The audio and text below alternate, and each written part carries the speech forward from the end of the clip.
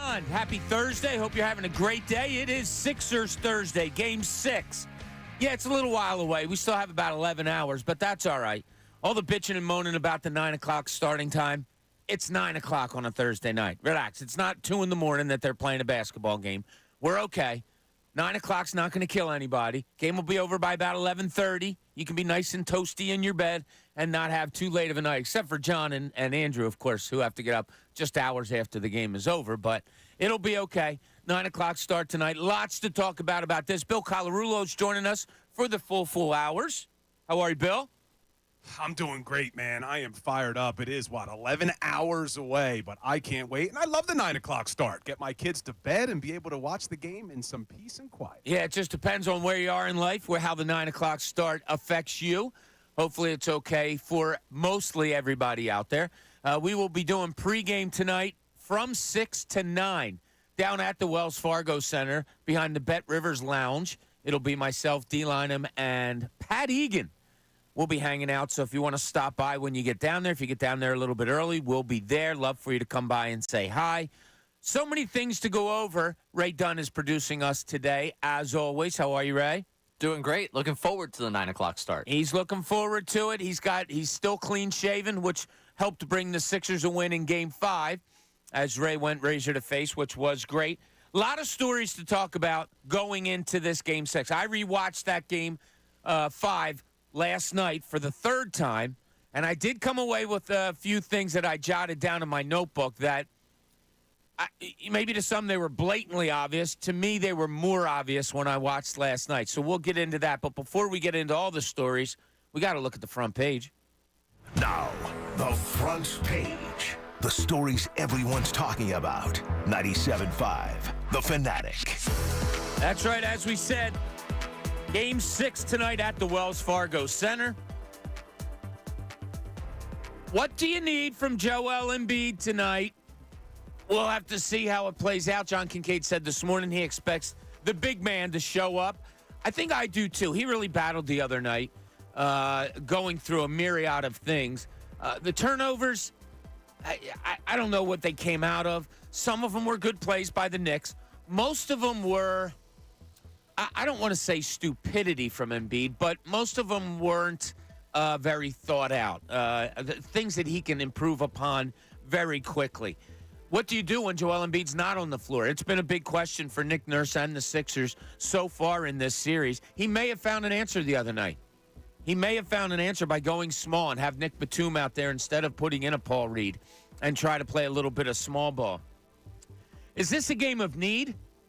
You need the Sixers to do more? Or is it a game of you need the Sixers to stop the New York Knicks from doing certain things? We'll get into that. The last 2-minute report came out yesterday. Sixers fans, you can all just smile because it came out that they missed a call and that it was that Tyrese Maxey traveled on the 4-point play. Missed calls by the referees. That's okay. That just evens the playing field because it happened to the Sixers in Game 2. If you watch that play, though, in real time, and I got to give kudos to Mrs. Cooney, Bill. I'm driving in today, and I get a phone call from her, and I'm like, hey, what's up? She goes, I don't think he traveled on that play. Right away. And I'm like, what? What are you talking about? She goes, I just watched that Maxey play 3 times. I don't think he traveled. I think the last 2-minute report was wrong. And I said, well, did you watch it in real time or did you watch it in slow motion? And she said, I watched it in real time. I said, yeah, if you watch it in slow motion and you count the steps, as the referees admitted, it was a travel. But it is almost impossible to see in real time. But kudos to her for watching that stuff early in the morning and getting back to me on it. Are there more positives going into this game than any other games that the Sixers have played? Take away Game 1. You're always positive at the beginning of a series. But you had good play from Tobias Harris. You've been having good play from Kelly Oubre. Tyrese Maxey, I think Tyrone yesterday called it legendary. His word was legend. That grew into something. I think that was an anomaly with Joel Embiid with the 9 turnovers. I think you'll see a much more careful Joel Embiid tonight. Must-haves for tonight, we'll talk about them because there are a lot of them. Must-not-haves for tonight. There are a lot of them, too. So Bill and I will be talking about that all day long. You're fighting Phils? UGLY is the only way you can describe yesterday's game. But guess what? It was a 2-1 win over the Angels. The Phillies struck out 18 times. That's like a high school thing, 9 innings, you strike out 18 times, but they still get the win as Kyle Schwarber picks up a couple of RBIs. Zach Wheeler, he goes 5 innings, 5 hits, 1 earned run, 6 strikeouts, threw 106 pitches. I think when I was watching yesterday, I said at one point that he had 5 or 6 3-2 counts that he went to. So 106 pitch in 5 innings, but only 1 earned run. Strom, Kerkering, Alvarado, Soto, they all come out of the pen. They go 4 innings of scoreless baseball, pick up 5 strikeouts. Alec Boehm gets a hit, so he's got a 15-game hitting streak going. Phillies are off today. Aaron Nola opens up a series tomorrow against the New York Giants, a 4-game series. Odd that a 4-game series starts on a Friday, but they go Friday, Saturday, Sunday, Monday. Phillies are now 21-11, 14-4 in their past 18 games. On the national front, the Boston Celtics eliminated the Miami Heat last night in just a dominating performance. Miami had nothing left. Indiana, Milwaukee, Game 6 tonight in Indiana. Indy is up 3-2 in that series. They can close it out.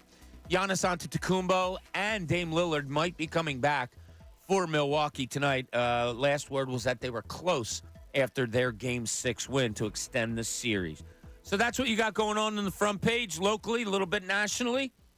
But the big story of the day, as we know, Game 6 tonight. Bill, just your general feeling today. I'm big on sports and feelings. Like when you wake up, how do you feel about a game?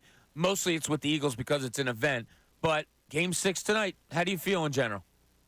I feel good. I do. I feel overly positive, and maybe that's not a good thing, but I do. I feel really positive. I think the New York Knicks, in their own building, thought they had the series won, and they let it slip out of their hands. 7 points by Tyrese Maxey in a 17-second span. I just think now they have to get on that train, come to Philadelphia, play, which would hopefully is going to be a loud Philadelphia crowd, let's hope tonight. I just feel good where the Sixers are. I think they were so close to being knocked out of this playoffs that now they feel like all the momentum's on their side. And you have to give kudos to Josh Harris and David Blitzer and David Edelman, all of those guys for buying up all the tickets that were out there and distributing them to what was it? First responders. First responders and stuff like that, and nurses and doctors and stuff. I hate it. I hate that they have to exactly. do it. Right. I love that they did it. I love that they're giving it to first responders. I hate that they have to do it in this town because it wouldn't happen with the Eagles. It wouldn't happen with even the Philadelphia Flyers when they make the playoffs again. It's because it just shows that fans have kind of given up hope on the Sixers over what's happened the last few years. Or is it more that Sixers fans are capitalists more than others? That's possible, too. I don't know. There has to be. I heard John and Andrew talking about just what you brought up, Bill. Why is it that fans, Sixers fans, are like this? And they kind of went on the same rant that you did, that they've not given up on the team, but they don't have trust in the team. Is there something more to it, though? There has to be something more. If we know Eagles fans, Flyers fans, Phillies fans wouldn't do that, why is Sixers fans doing it? I really think it's just what's happened over the last few years. I mean, the way, look, you could even go back to Joel Embiid dropped 70 points in the regular season, and I'm talking about it. I'm excited, and I have fans telling me, do it after the second round in the playoffs. It was it was an historic performance by Joel Embiid, and people, do it after the second round. Yeah, and he gets hurt 4 games later. Exactly. Or like 3 games later, whatever it was. So, yeah, the people that said that, they had the proof come at them, right away. But you look at tonight, Bill, I'll ask you this question. It's the first question I'm going to put out to the audience today. What's the biggest area where the Sixers need to be good tonight? There's so many different ways to look at. We can generalize, but we can go specific. But in this series, there's been a lot of things that haven't gone well for either team. When they do fix up those things, a lot of times they're the ones that win the game. Josh Hart hasn't been scoring, hasn't been playing really good offensively for the New York Knicks as of late. That's come to hurt them a little bit. But what is the area, Bill, that you think the Sixers need to be good tonight? I think it's that third level of scoring again because you know what you're going to get, hopefully, from Maxey. Joel Embiid I say only because for him it's a down night, only has 19 points. But I think you look at the way that they were able to win that game in addition to Tyrese Maxey's legendary performance is you got 19 from Tobias. You got 14 from Kelly Oubre. In other games that they've lost, you haven't got that third scorer, and in this case, that fourth scorer. But if Joel has a normal game for him, which is going to get him close to 30 points, and Maxey has close to 30 points, if you can get another night like that from Tobias and Oubre, I don't see how the Knicks can beat you. That's a good sign. Like we watching that game again last night, like Tobias Harris hit a huge shot in the fourth quarter, shot clock running down. He's at the foul line getting bodied up. Unorthodox. It wasn't his normal just jump shot. It was kind of a rush. Somebody's in my chest. I have to get it off. And he made that shot. He hit a huge three also late in that game. Tobias Harris seemed comfortable to me. Rewatching that game again last night, I felt like he felt more comfortable than he's been at all times in this series. And I think that's something you had to have, and it's a great sign moving forward. Yeah, I thought Tobias was great in Game 5, and it's also what frustrates us so much about Tobias. Yeah. Because you know he's capable of games like that, and then he'll not show up the next night. So let's hope Tobias can carry over what he did in Game 5, because I really thought he was excellent. And we know all series he's been pretty good on the defensive side. Ray, we're very good on the defensive side. And you know what? That needs to be, like, applauded. When you see Tobias Harris miss an open shot, the first thing that comes is you can never count on him, all that. We know all the talk surrounding him, and I've brought this up before. Can you imagine, Bill, being 31 years old, being paid all that money that you're being paid, having your fandom bring up that you're being paid all that money in a negative way, and you go out there and bust your ass to play defense? Like that can't be overlooked. Like that should be a standing ovation for Tobias Harris. You know athletes. You know what they're like. You know all the things that I just said surrounding Tobias Harris. I never would have said going into this series if people said, well, you know, he's not going to show up and he's making all this money and this and that, and I just can't wait till, you know, the season's over so that he's not here anymore. If you would have said, but guess what? He's going to go out there and kill it on the defensive side of the ball. I don't know. You've been around sports a long time. I've been around. That's a special athlete. Yeah, you got to give him a lot of credit because the average basketball fan, they don't appreciate the defense that he's providing. And you're right. He hears the noise. We've been talking about it for years in this town. Yeah. And I always say, look, as frustrated as I do get with Tobias because I think he's capable of performing the way he did in Game 5, I never hold the contract against him because he didn't give himself the contract. No, I never. The Sixers gave him the contract. I'm so not about that. So, but let's hope, man, he can carry it over to tonight. And look, I didn't mention this in what I think needs to happen, but I do expect it to happen. Joel Embiid's not having 9 turnovers tonight. He's not. No, I can't see that happening. A lot of it was frustration. A lot of it was, I think he's frustrated with where his body is, with his tiredness, whatever. Ray, I'm getting stuff from our YouTube family about my hat. Please throw the hat out. I didn't do this to my hat. The Sixers sent us tie-dyed stuff one time, and this is the hat they sent. It's the only Sixers hat that I have. I thought you spilled bleach on it. No, this is how they sent it over. They sent out some tie-dyed stuff, and I think it looks great, Bob. Don't you listen to them. No, MBDBMDF or whatever. Alphabet soup? Said, Bob, if you buy a brand new Sixers hat, will you throw that one out, please? Yeah, come on. That's not nice. It's just a hat. You'll be able to buy a hat with how far they get, you know, because we feel really confident today, right? Maybe I will get a new hat when I'm down there tonight. Maybe. Yeah, maybe we'll have to do that. But, Ray, I'm going to pose the question to you. Where do the Sixers need to be good tonight, specifically in your mind, in order for them to win this game? I think they need, honestly, like, and this has been like kind of a cliche. I think they've fallen on a number of times in this series. I think they just need to be good in hitting the shots that they get. Like, for me, they've gotten some good shots, especially early. And I think you can go either way in that first quarter of Game 5. But for me, you're watching that game, it's 10-2, and you're like, how is it only 10-2? You've gotten good looks. You've been able, like, Embiid has a triple-double. Great that he had 10 assists, but probably could have had 13, 14 if early in that game they knocked down the shots out of the double team. That, to me, if they are able to get going early on, I need them to be better early on when Embiid's getting doubled and finding that guy. Because I felt early on that they found those looks. They didn't convert on those looks, and you end up 8 points versus, you know, they could have pushed that to double digits if they knocked down a couple of those shots. So I think they need to be better just kind of getting going. And that might just be kind of a gut feeling more than an XO thing. But I think I watched a number of good shots that they did not convert. And it's been something that's also happened late in games where I thought they've gotten some open looks. I go back to the Maxey 3 in Game 4. That was there for them. And if they hit that, you're in a different spot. You're not pressing as much. It is amazing. So converting on good opportunities. Amazing how many open shots they had in that game. Now, I talked about in the fourth quarter and overtime, the Sixers shot like 55%. They made shots in the fourth quarter and overtime, as we know. But watching, as I said, rewatching that game again last night, up until the third quarter. I mean, mid-third quarter where the Knicks went on a little bit of a run. In the middle of the fourth quarter, the Knicks went on a run. But there were wide open shots to be had for that team. And when I watched it last night, you can watch it differently when you know they're going to win, as you know, Bill. Like, you don't have the anxiety that you have when you're watching the game originally. So that's why I like to go back and rewatch. And I came away feeling, all right, if they get these open shots and start knocking some of them down in Game 6 and maybe even a Game 7, they might win that game by easily double figures, and at least in regulation the other night.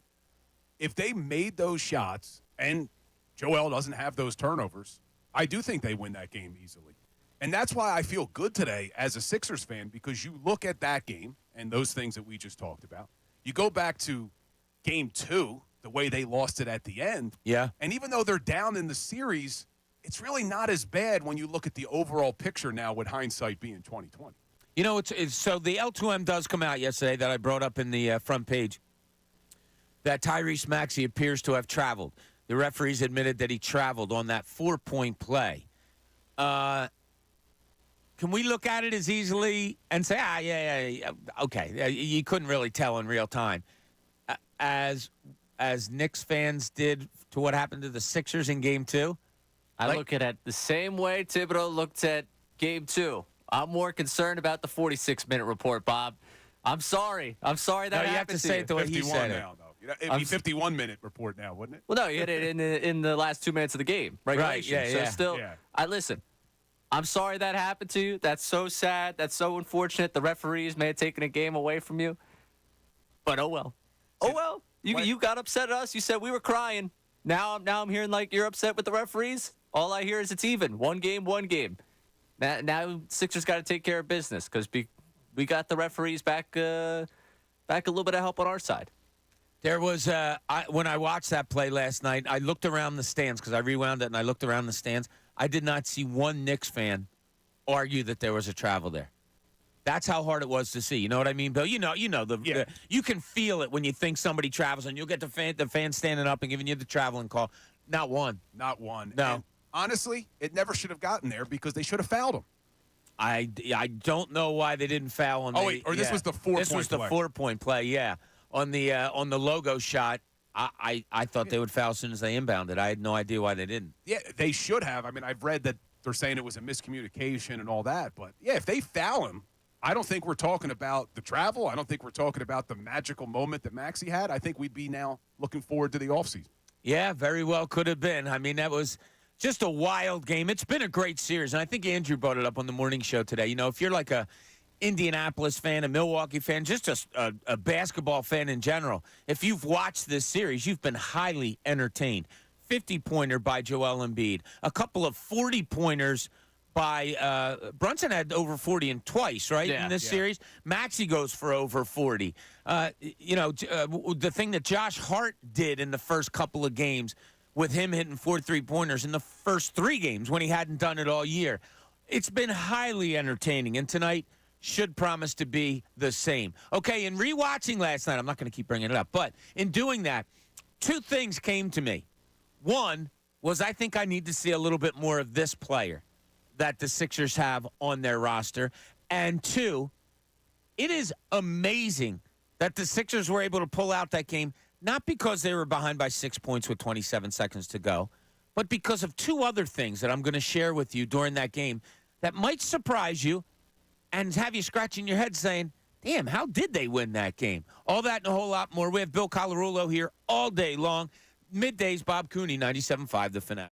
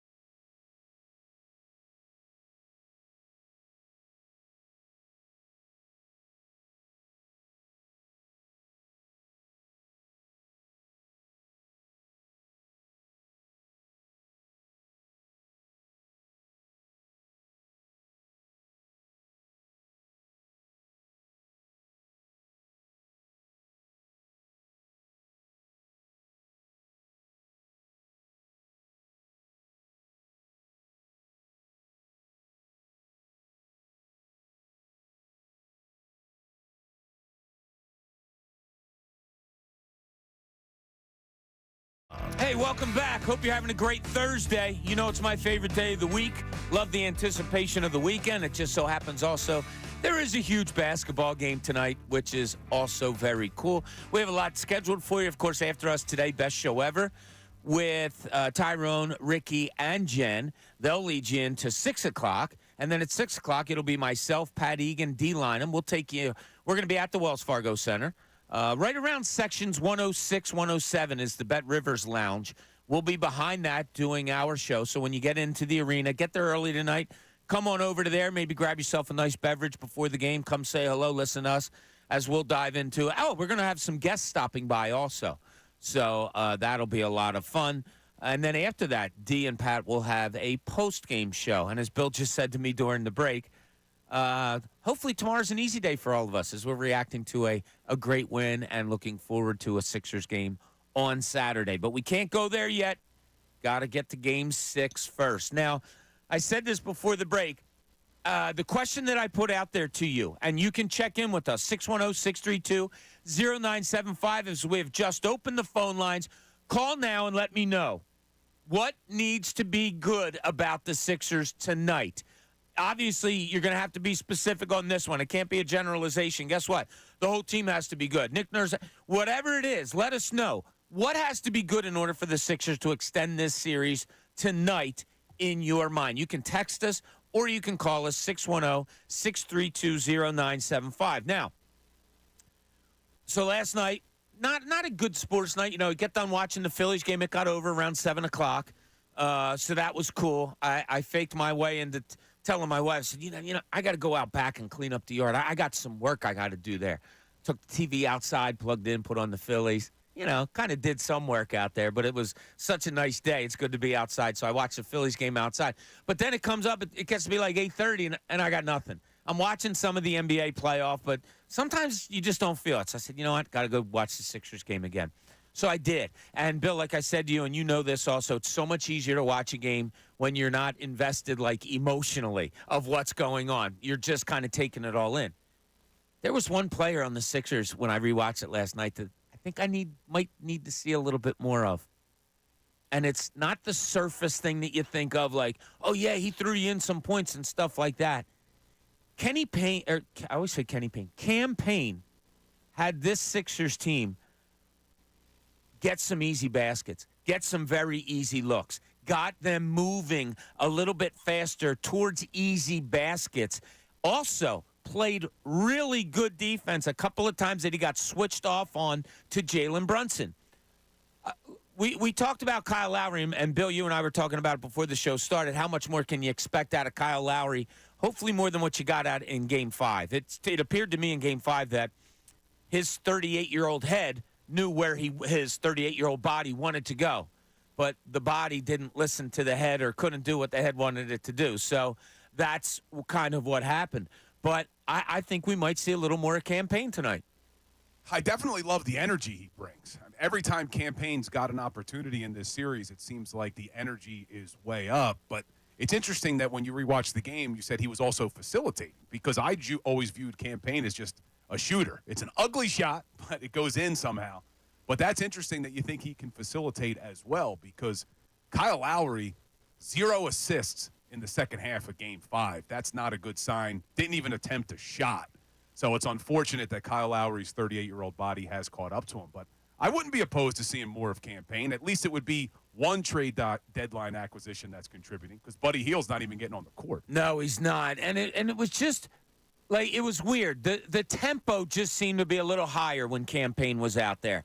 And they did get one fast break basket, and he hit a couple of threes. And I don't know what the dynamic is with him and Joel Embiid, because there was maybe I was reading too much into it.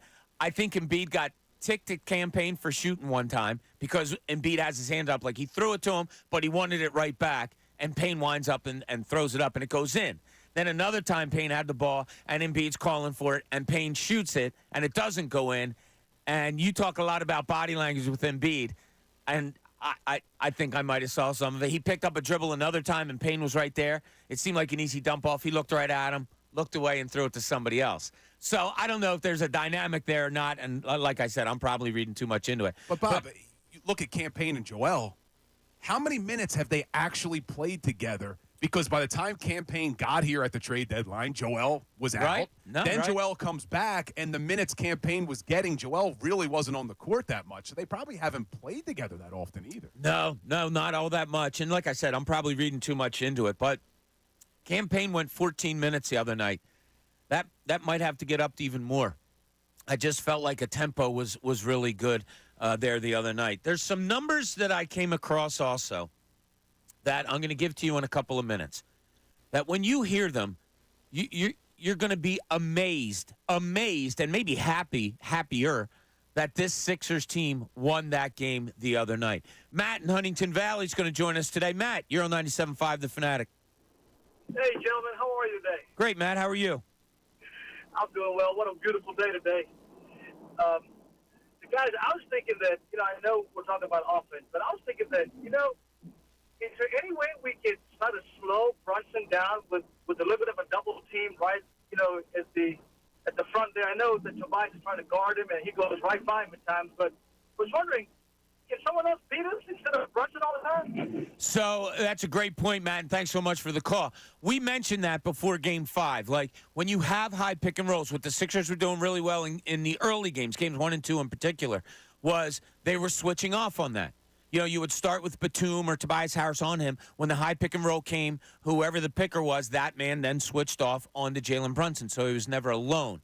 Now you have the mismatch, though. Now Brunson's getting on him who he wants on him as opposed to the longer, bigger type of players. The problem is when you jump him, like we alluded to the other day, and try to double him, the dude finds the open man. Yeah. And a couple of times it was Deuce McBride just standing at the foul line, catching the ball, boom, 15-footer, bang. So it's hard. It's hard to double him. Yeah, it is, and it's crazy because if you look at his numbers over this series, 2 games he has 22 points and 24 points. The Knicks win.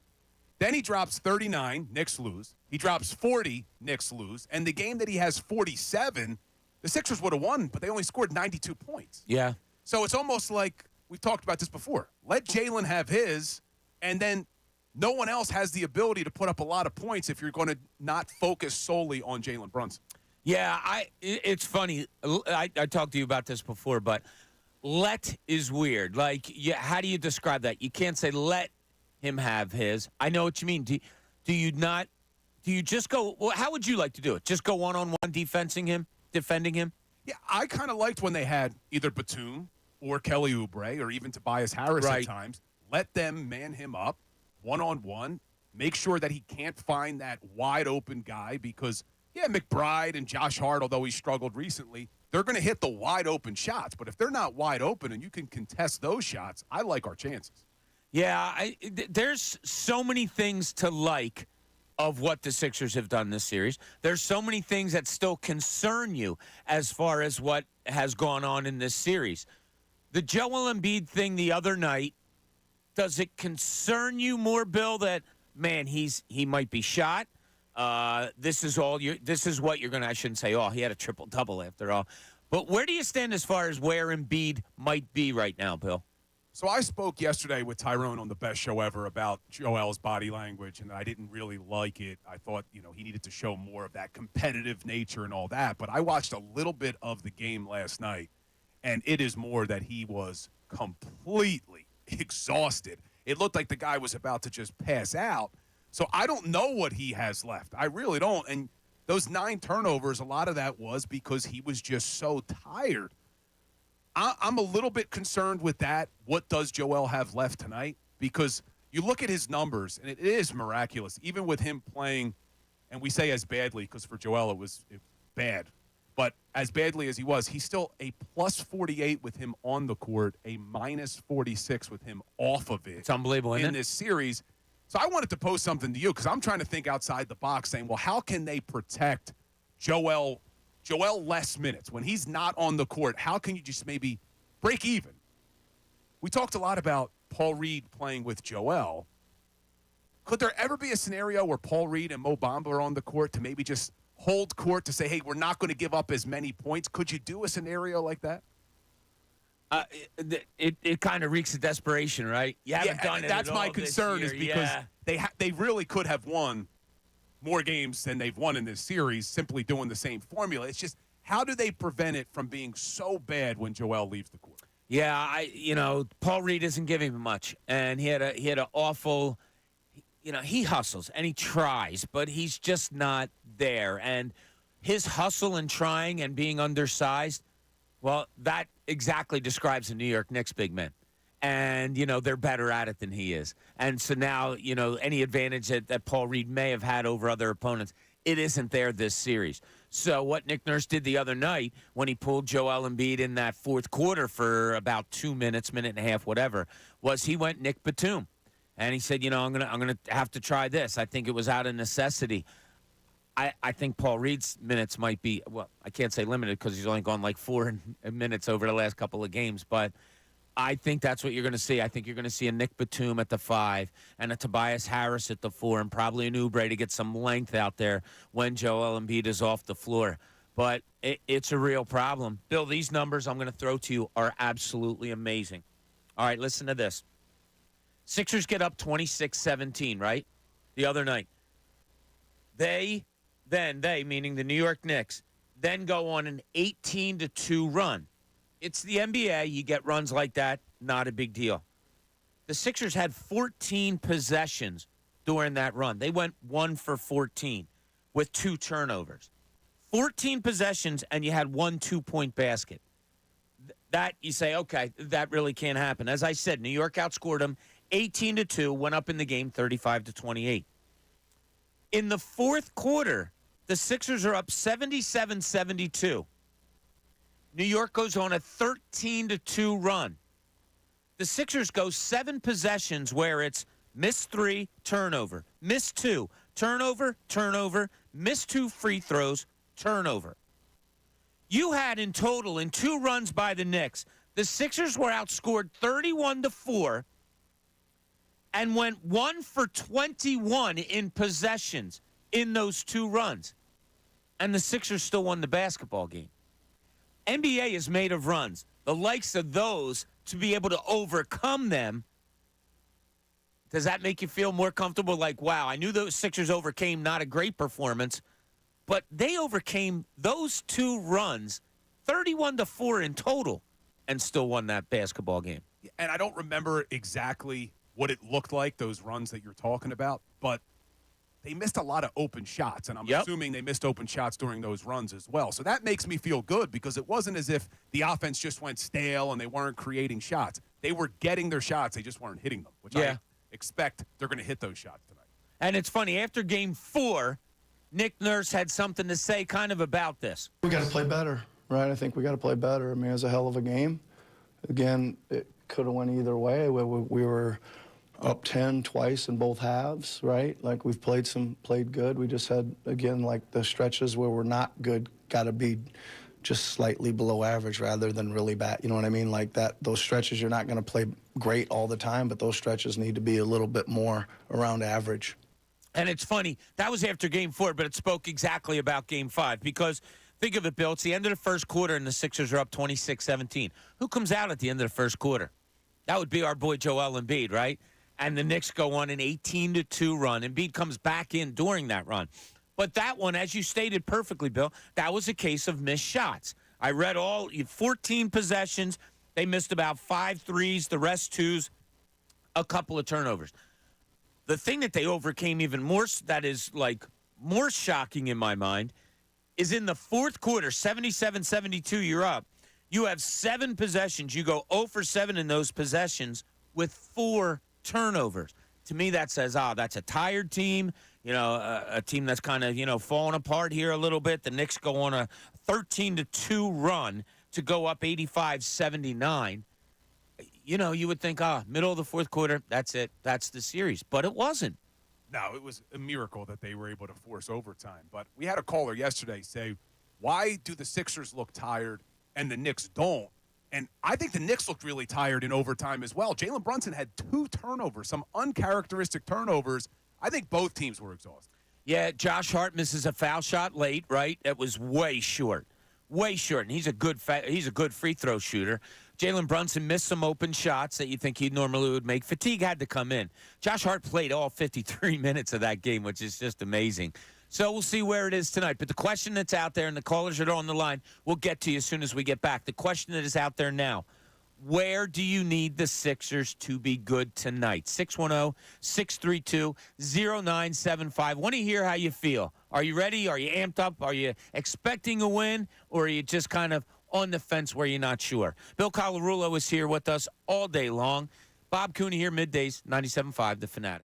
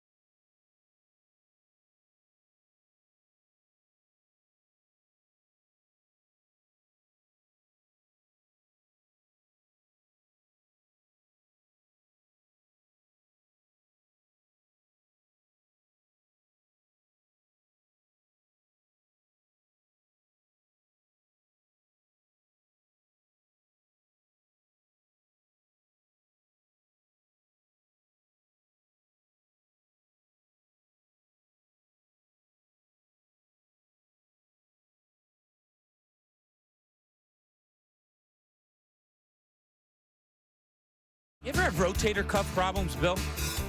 Knock on wood, no. I don't know if I do or not. Oh, man. I was throwing a football the other day with Brendan, and I was telling Ray, I was like, damn, I really did something to my shoulder. It's not right. But we'll persevere, Bill, because I don't have to go out and play 48 minutes tonight. That would be your 76ers. And the question that we posed out there to you for Game 6, tonight, 9 o'clock, Wells Fargo Center against the New York Knicks.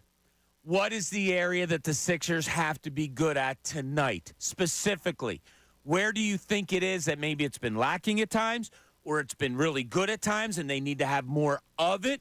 But where do you think the Sixers really need to be good tonight? Alex from Bryn Mawr wants to let us know. Alex, you're on 97.5 The Fanatic.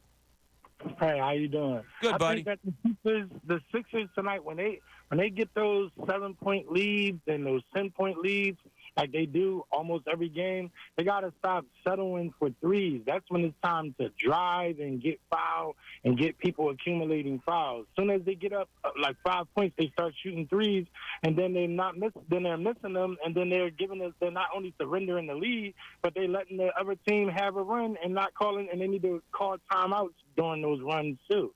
I'll tell you what, Alex, I love that point. I thought that they chucked a little too much in Game 5 the other night. Yeah, as soon as they get up, they start shooting threes. That's the time to drive and get fouls called. Get some easy baskets. I agree. Thanks, Alex. Appreciate it. I'll tell you what, I think that was a great point. There was a couple times the other night, Embiid took a three at one point that I was like, nah, it was early in the possession. There was another one, Bill, and I don't know if you felt the same way. Maybe you didn't, but we all know the 2-for-1 deal. When teams want to get 2 shots at the end of a quarter, when you have the ball and you can get it back maybe with 8-10 seconds to go in the shot clock if you heave one up quickly. Sixers come down. They have a good lead, like an 8-point lead or something like that at the end of the first quarter. And Kyle Lowry comes down with about 33 to go, maybe 30, and heaves up a 3. A 1-on-3 heaves a 3. As soon as he did, I'm like, no, I don't like wasting a possession just to get another one back. Now, maybe you're a 2-for-1 guy. I don't know. I understand the 2-for-1 more, but what bothers me more is when they heave up the 3 when none of their teammates are under the basket. And that's exactly what it was. That's what bothers me, because you're giving yourself zero chance. If you miss the shot, you're not getting the rebound. So you wasted a possession. Yeah, and look, if it goes in, great. You go down, you play defense, and you hope to get it again. It's almost like deferring in football. But I just in a playoff series, in regular season, okay, whatever. But in a playoff series when every possession means something, I don't know, Bill. I can't waste a shot. Can't waste a shot. But that first quarter, neither team could get the ball to go in. I mean, it was like I made the joke. I said that Madison Square Garden switched the rims with the baskets on the Wildwood Boardwalk, because it seemed like nobody could figure out what was going on with those rims. In the first quarter, Sixers, 3-11 from 3.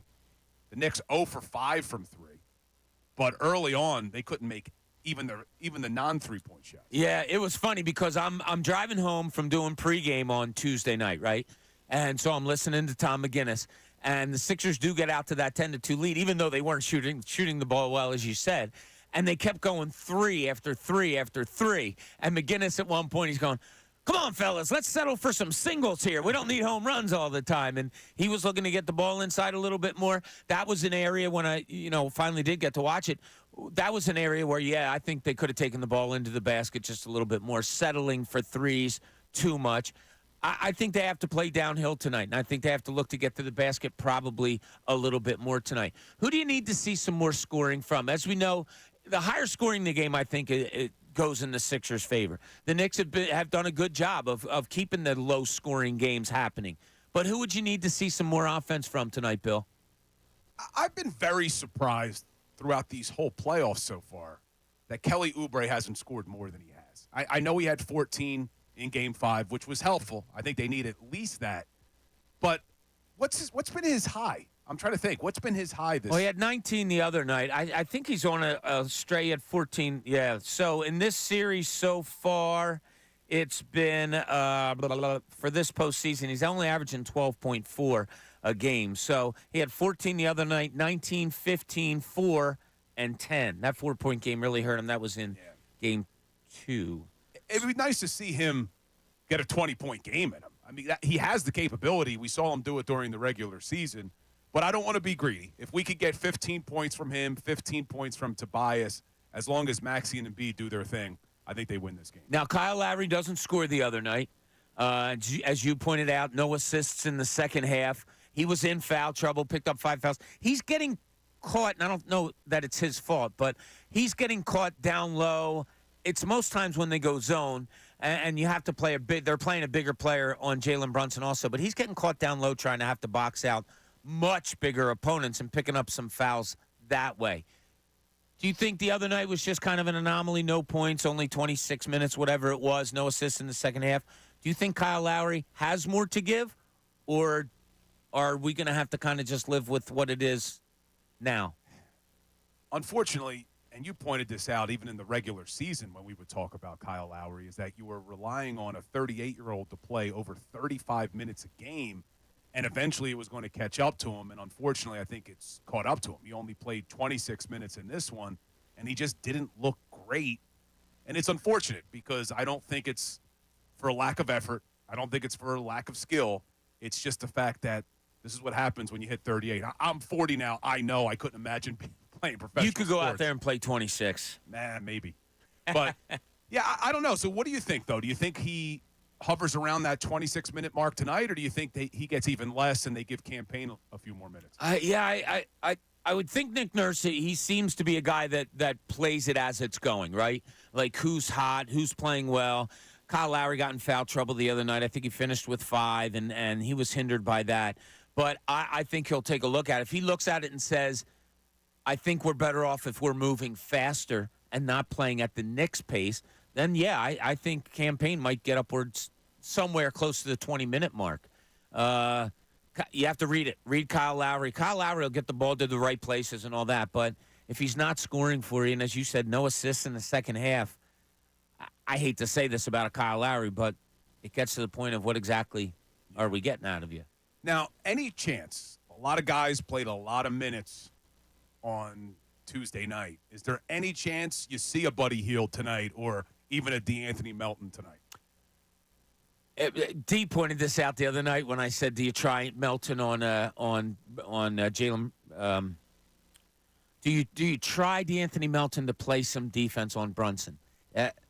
D pointed out that he was horrible on Sunday, absolutely horrible. He couldn't move, bad fouls, all of that.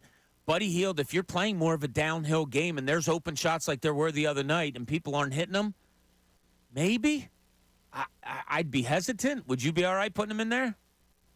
I would. I kind of want to see Buddy Hield just Nick Nurse get in his ear and say, listen, I don't care. Go out there and shoot some threes and give him some opportunities, because I think if he starts hitting a couple, he sees a couple go in, maybe he gets streaky. Yeah. He can't do much worse from three-point range than we saw. Lowry was 0 for 3. Oubre was 0 for 3. This is why you brought the guy here. I would not be opposed to Buddy Hield getting some minutes tonight and them telling him, you're going to shoot the 3. Design some plays, get him open, make him shoot the 3, and maybe he sees one go in, and then it's just lights out from there. Yeah, it could be. So many things to talk about tonight with this Sixers matchup. You've seen a lot. There's been 5 games against the 2 teams, but there's going to be more tonight. Bill Colarulo is here with us all day long. Bob Cooney, middays, 97.5, The Fanatic.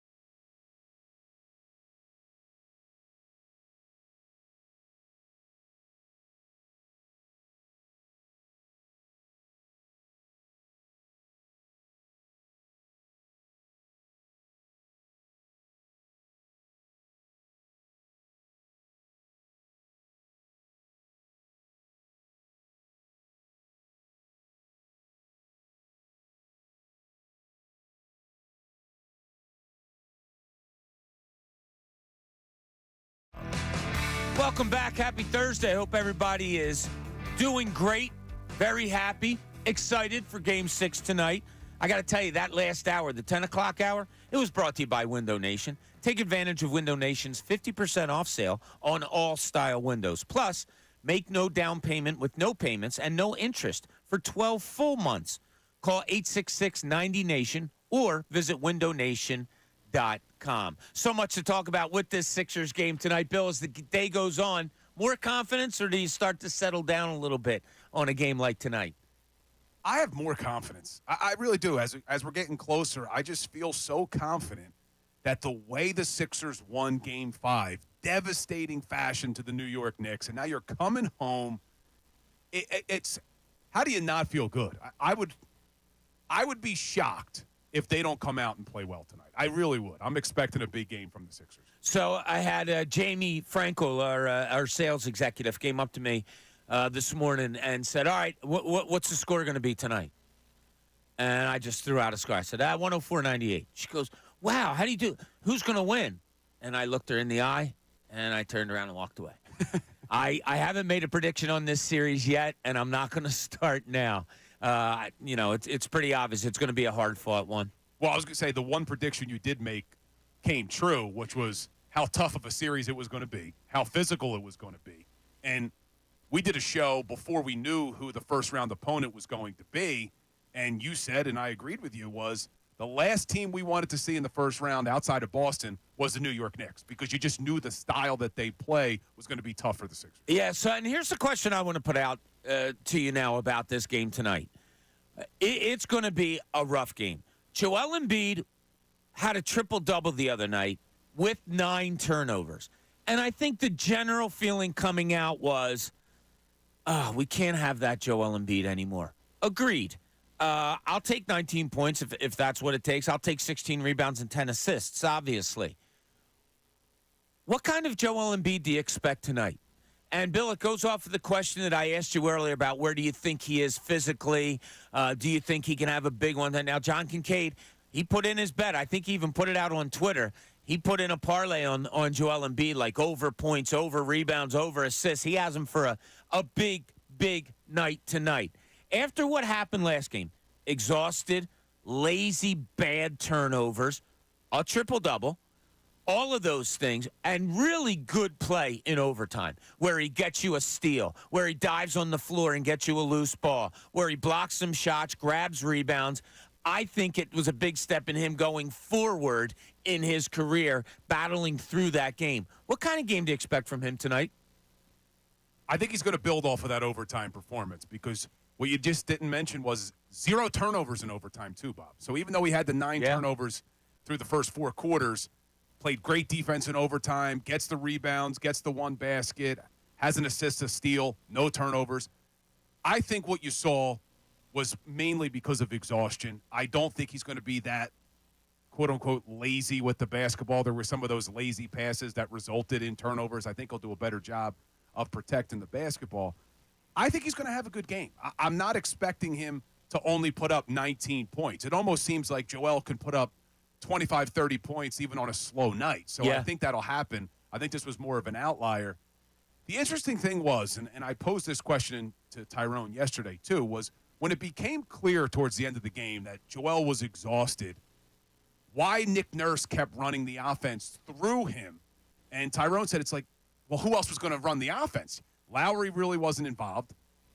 Do you see them still doing it? I mean, they've been doing it all year when Joel's on the court. The offense runs through the big man, right? It absolutely does. He touches it every time down. It's usually your first pass if he's not bringing the ball up the floor. Yeah, I'd like to see them be a little bit more careful. I thought they tried to do both. People were calling for, you got to get him down into the post. Understand that. They tried that. He didn't do a good job of breaking down anybody one-on-one. He had one series where he got the ball at the foul line, right in the middle of the foul line, and it wasn't a double that came right away, and he was going against Josh Hart. And he squared on him, and he couldn't do anything with him. He didn't go by him. He didn't shoot over him. He kind of fumbled the ball. Hart got a piece of it, and Embiid ultimately passed it back out. He wasn't beating anybody one-on-one the other night. No, he wasn't, and I think what reflects that was only 6 free throw attempts. Yep. Because you look at the first 4 games, he had 12 in Game 1, 12 in Game 2, 21 in Game 3, 14 in Game 4, and then in Game 5, he only goes to the free throw line 6 times. Yeah. And I think that was because what makes Joel so good is when he is winning those one-on-ones, the defender is in such a bad position that they have no choice but to foul. And New York did a very good job the other night. Tom Thibodeau had a really good game plan of when he does back down, when Joel Embiid is trying to back down to the basket and has his back on a lot of the defenders, he brought a double from the weak side that Joel Embiid couldn't see coming, and that created some havoc. When he did square up to the basket, they were showing that if he tried to drive, they were going to have somebody in his lane. If he went up for a jump shot, the defender was right on top of him. There was a couple of times later in the game, Embiid passed up wide open threes. And that goes right to what you were saying. Was he exhausted? Because he very well could have been. If you would have told me before the series started that Joel Embiid's going to have a game of 19 points and 9 turnovers, I think all of us probably would have put our money down saying, that's a loss, as Ray puts up the L. Ray, we have been getting some text messages in on 610-632-0975. The question we have out there to you right now, what kind of Joel Embiid are you getting tonight in Game 6? What do you think you're going to see? Call now, 610-632-0975. What are the texters saying, Ray? The texters are replying to the question, the 10 o'clock hour, of what you need to see tonight from the Sixers to get that victory. A couple of things. First-time texter, a couple of things need to happen to ensure that when quality minutes from Oubre refused the switch on Brunson because they were hunting the switch from Kelly to Toby the last few games. Embiid needs to do a better job passing off the dribble. Maxey needs to start getting the superstar whistle he deserves. He's one of the only stars left that drives the rim with a legitimate attempt to score, but he is rarely rewarded. And I wouldn't mind some minutes from Melton if he can find a shot, too. Kind of a big if there, Ray. If Melton can find his shot. I mean, not that he lost it, but he hasn't had a chance to shoot it in like a month or so. Right? I don't know if I'm taking the chance on DeAnthony Melton tonight, Bill. No, and if he does get any minutes, I doubt it's going to be many. I'm not relying on DeAnthony Melton tonight at all. But what the texter also talked about was Tyrese Maxey getting those superstar calls. And I think you talked about this yesterday on the air, saying he drives to the lane so fast that maybe it's hard sometimes to see that he's actually getting fouled. He's not as deliberate as Jaylen Brunson is. But does a performance like that, when you drop 46 in the fashion that he did, does a performance like that maybe help get some calls tonight?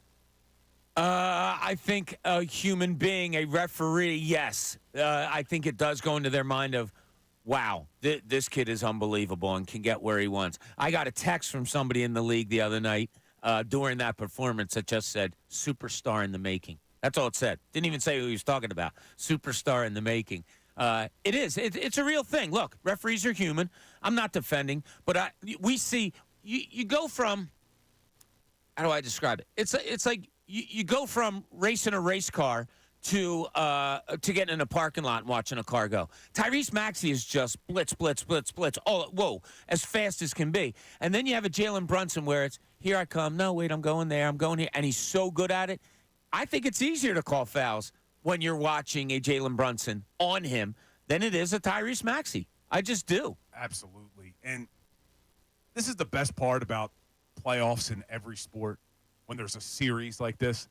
I didn't dislike Jaylen Brunson before this series. I can't stand him now, Bob. You know what? That is so funny you said that, Bill. We didn't talk about this, and I swear to God, this is what happened with me last night.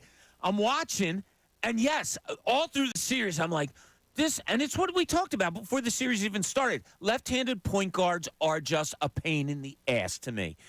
They get where they just, and he's so exceptional at it. So yes, had those feelings also. Then I'm watching him last night, and I'm going, my God, this guy's good. And I started to come to that appreciation part of his game. Now you have to hate him because he's a sworn enemy. But my God, is he good. Oh, yeah. I mean, if he was on the Sixers, I'd love him. And the one thing that I do love about him, he did do one little thing where Maxey went to help him up and he brushed away his hand and people made a deal about that. I don't care about that. The one thing I do love about him, I love the way he handles himself. Like the other day, I don't know if you noticed this or you and I had a chance to talk about this, Bill. The other day, Sunday's game, Jaylen Brunson goes down the lane. He doesn't even have the ball. He's going down the lane to clear out, going to his side. Embiid gives him a little forearm shiver to the head area. Yes, and what's that about? I love it. Like, they come back next series, and Brunson's about to go to the line. He goes, yo, dude, what was that about? Like, why are you hitting me in the jaw? I love the way he handled. Like, he wasn't being like, he wanted to fight. He's just like, what are you doing that for? I don't play cheap. Why are you playing cheap? Yeah, like what did I do to deserve that type of thing? Yeah, I don't want it to happen now, but my God, am I getting more of an appreciation of his game?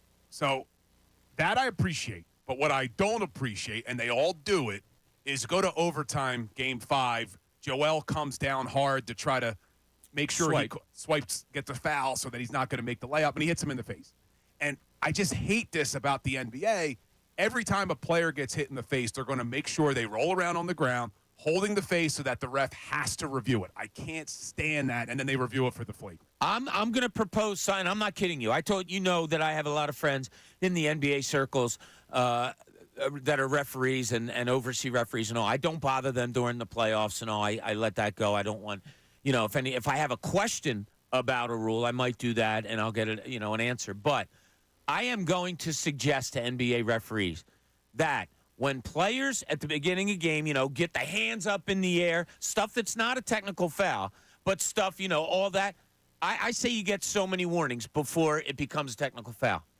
If I see you raise your hand, like, for instance, if I don't make a call, Bill, and I'm the ref and you're the player, and you give me a hands up in the air, I go, 1 Colarulo, you get 1 warning. If you do it again, boom, technical foul. That'll stop all of this. I think it'll stop a lot of the complaining by fans about how the referees are doing and all of that stuff. There are times refs have to do a better job. There's a lot of times players have to do, coaches have to do better jobs also.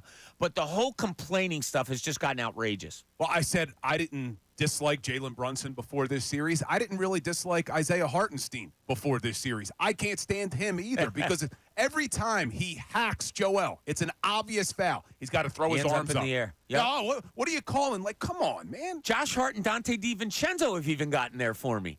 That they're like Josh Hart, if he gets hit a little bit, it's a soccer player. He becomes a soccer player where he's rolling around, grabbing the face, all of those type of things. But I don't know. Well, the question we have out there to you right now is, what do you need from Joel Embiid tonight? What do you think you're going to see from him tonight? Because everything and anything goes through Joel Embiid, whether it's the offensive end of the floor, defensive end of the floor. 48 minutes tonight, the talk is going to be Joel Embiid. Well, what are we going to get? Lewis and Pensacola, you're on 97.5 The Fanatic. Lewis, what's going on? Hey, how you doing, fellas? Great. Yeah, I'm expecting a pretty good Embiid tonight. Not 50-point Embiid, but I'm looking for 28 to 30, 12 rebounds. I think his jump shot's going to be clicking tonight. And when the jump shot's clicking, he doesn't have to expend so much energy. You know what I mean? And being, in the interior and maybe trying to drive to the hole and stuff like that. So I think that he 28 to 30, 12 rebounds, a couple of, 5, 6 assists, stuff like that. That's the kind of game I'm expecting from him. Lewis, where do you think he is physically? Bro, he's probably around 60%, if that. Wow.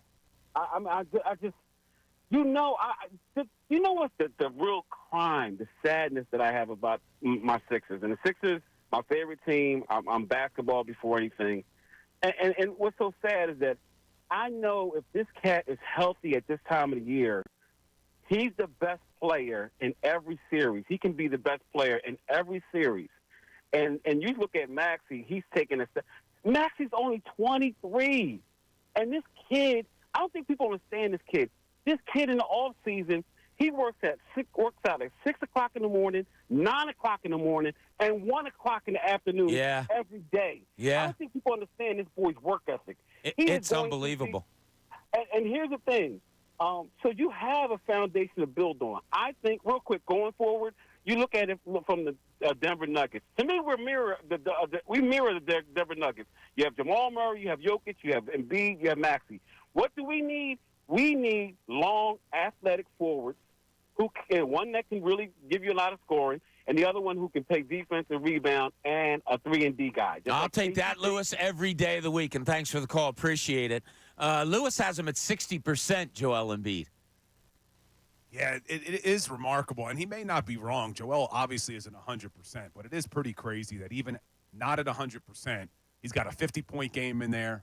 He has a 34-point game in there. Triple-double. A triple-double in there. So it is pretty remarkable. But he also talked about once Joel gets his jumper going.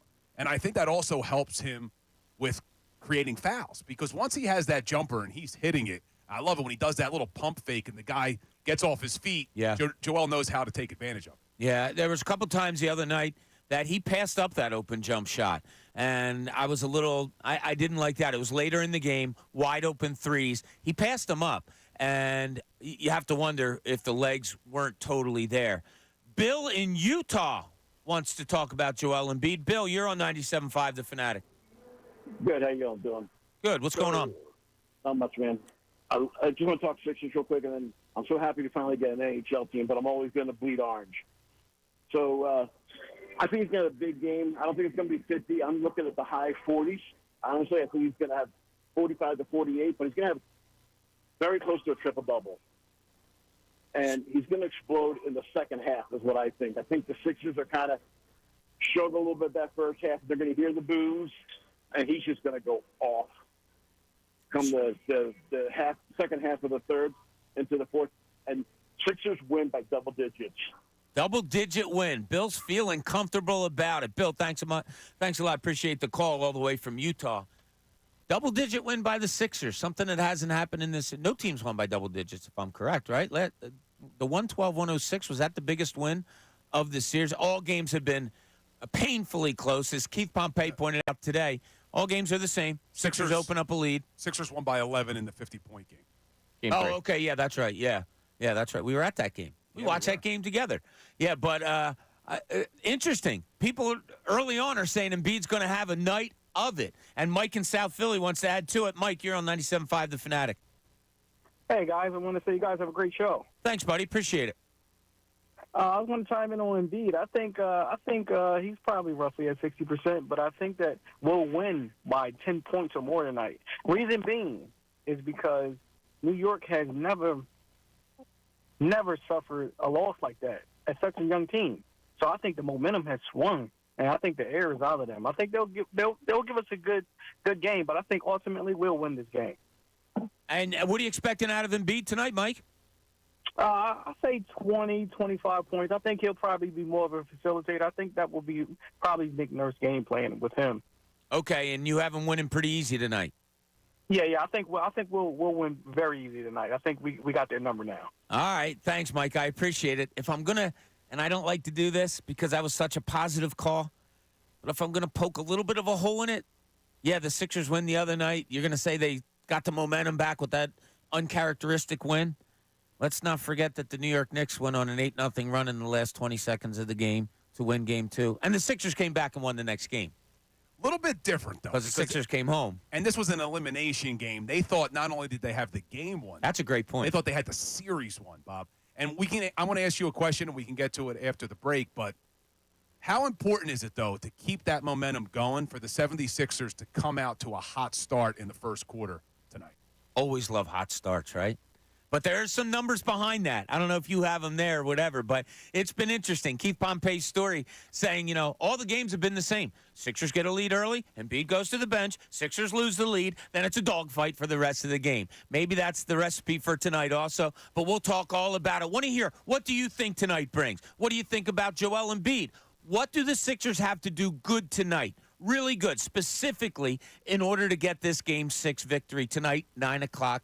Wells Fargo Center. Bill Colarulo's with us all day long, up until 2 o'clock, until we go to the best show ever. This is Middays. I'm Bob Cooney, 97.5 The Fanatic.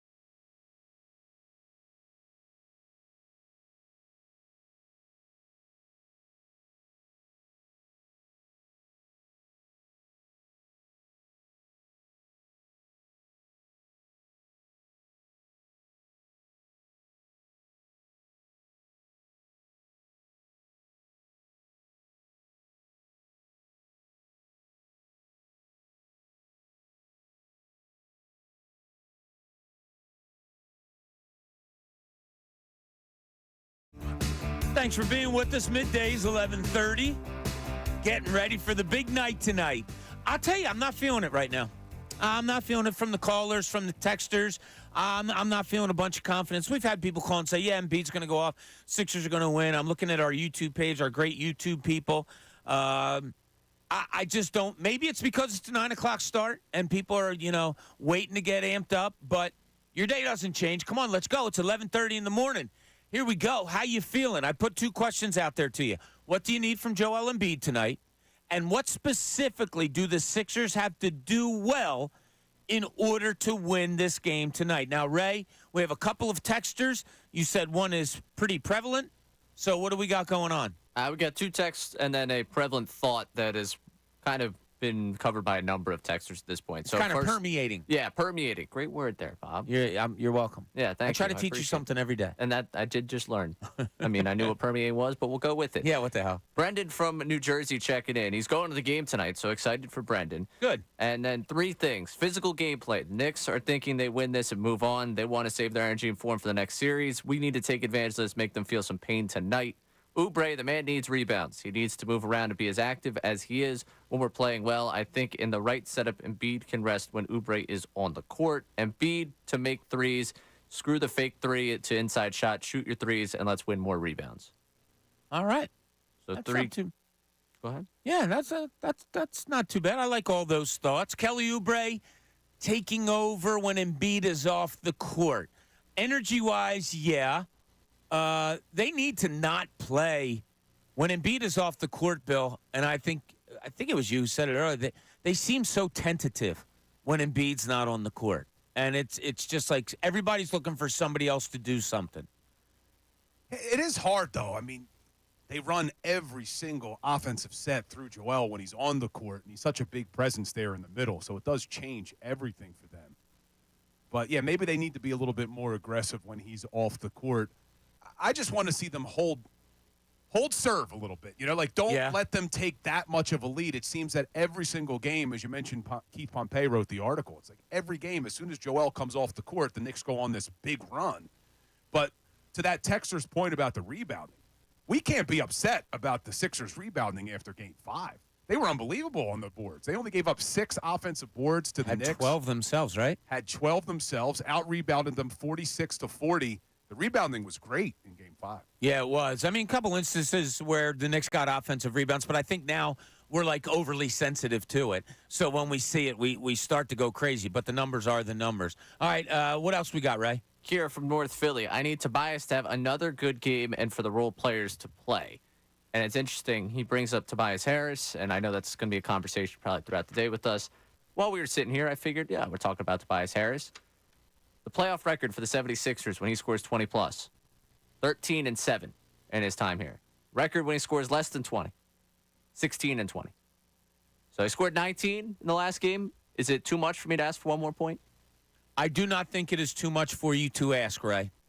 No, I thought there was kind of a comfort level with Tobias Harris last game. He had open shots, wasn't reluctant to take them, made a huge key shot in the fourth quarter on a tough defensive play, somebody right in his grill, and makes a nice jump shot there.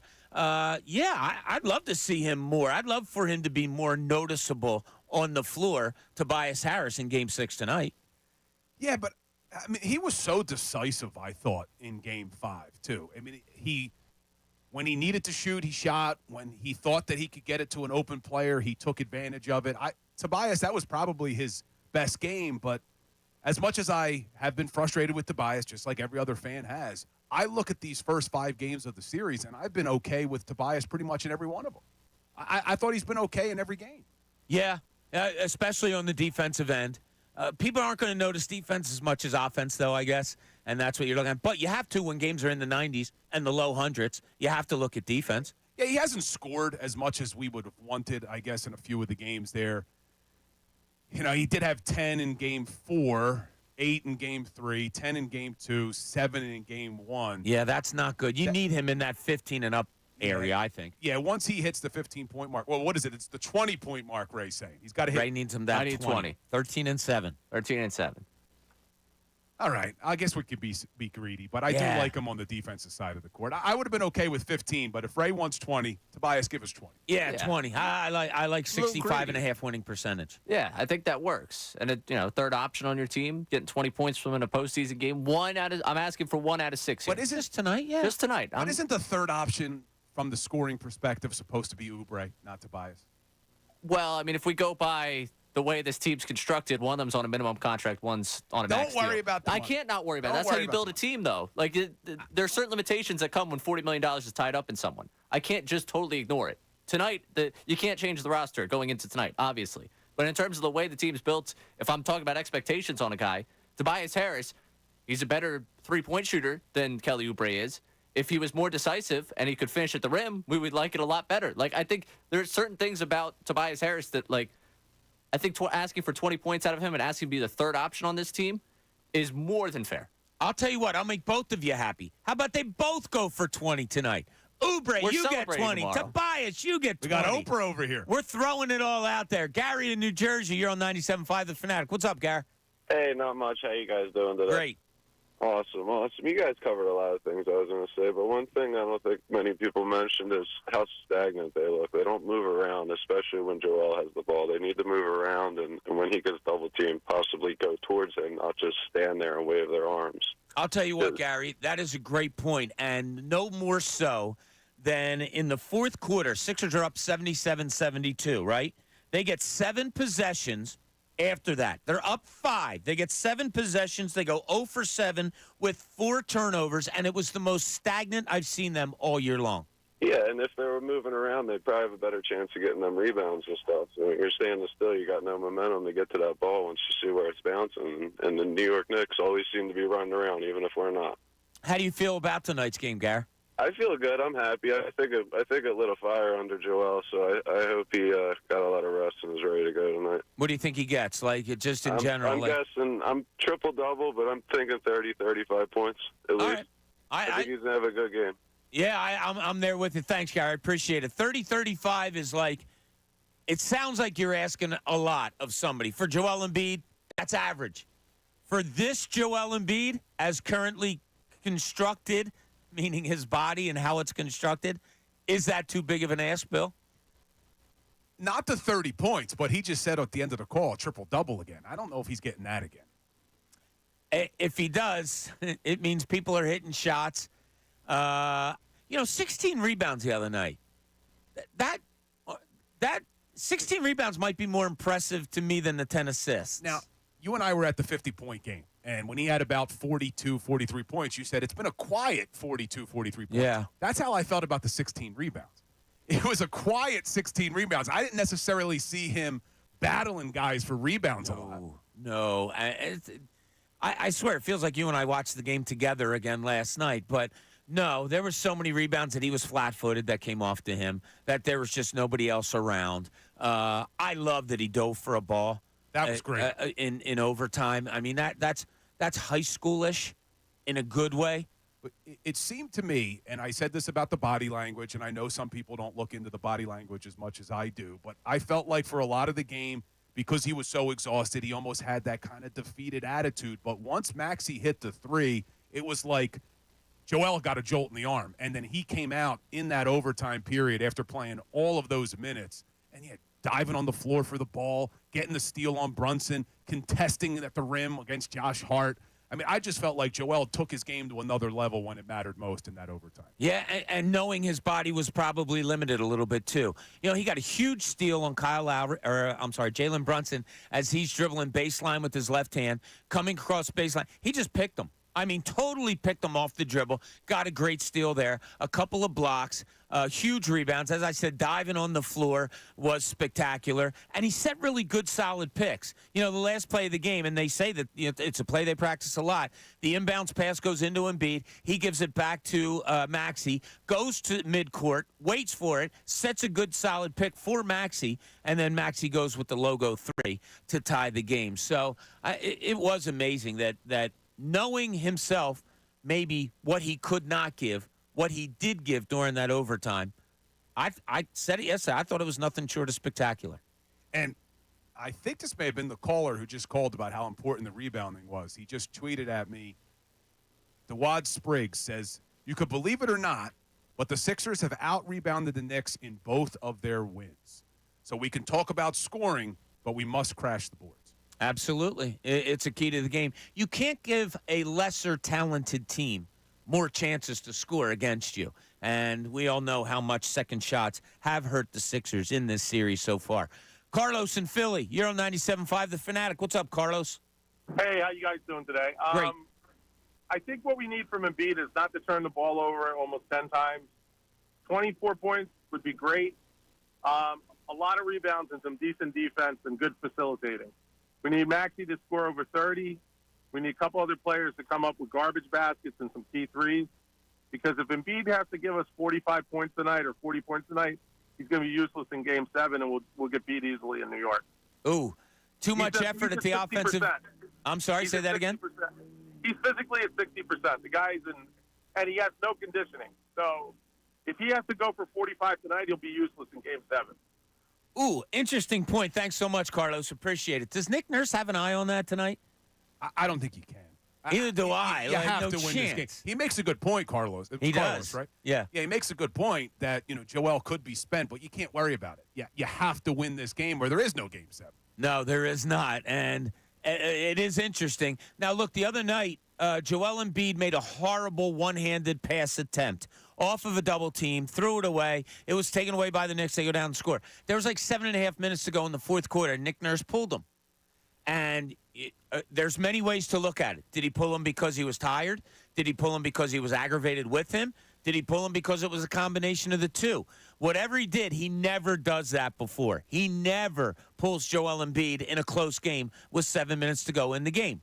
Sat him down. There was a couple of stoppages. It was, I think, about a minute and a half, 2 minutes that Embiid was down. 2 minutes might be a little bit too long. It was like a minute 12. Okay, and there was a couple of foul stoppages of play. So I was thinking as he did it, like, all right, good, extra rest, extra rest, extra rest. Good. Then got him back out there. We saw what the ending was.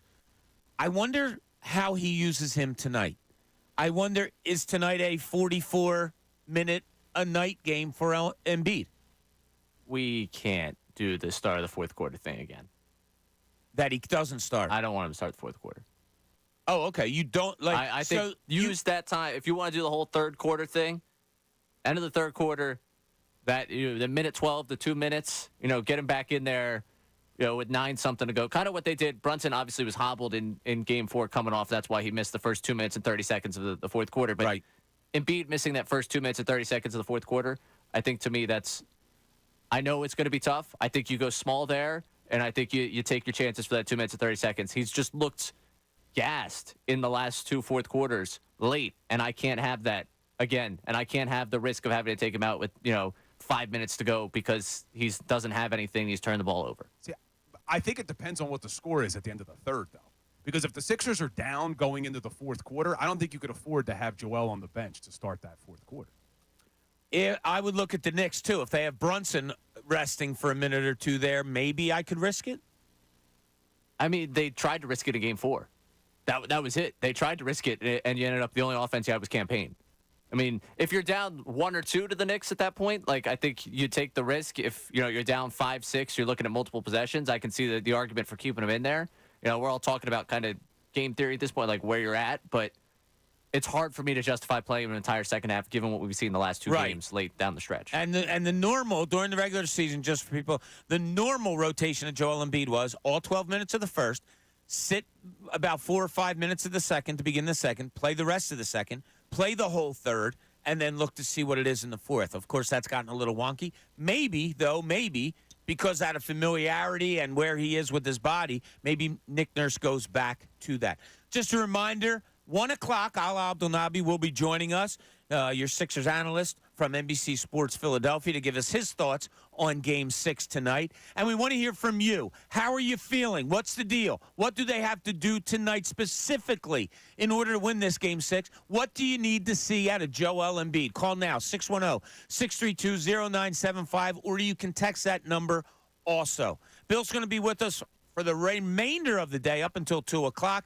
This is Middays at 97.5 The Fanatic. I'm Bob Cooney.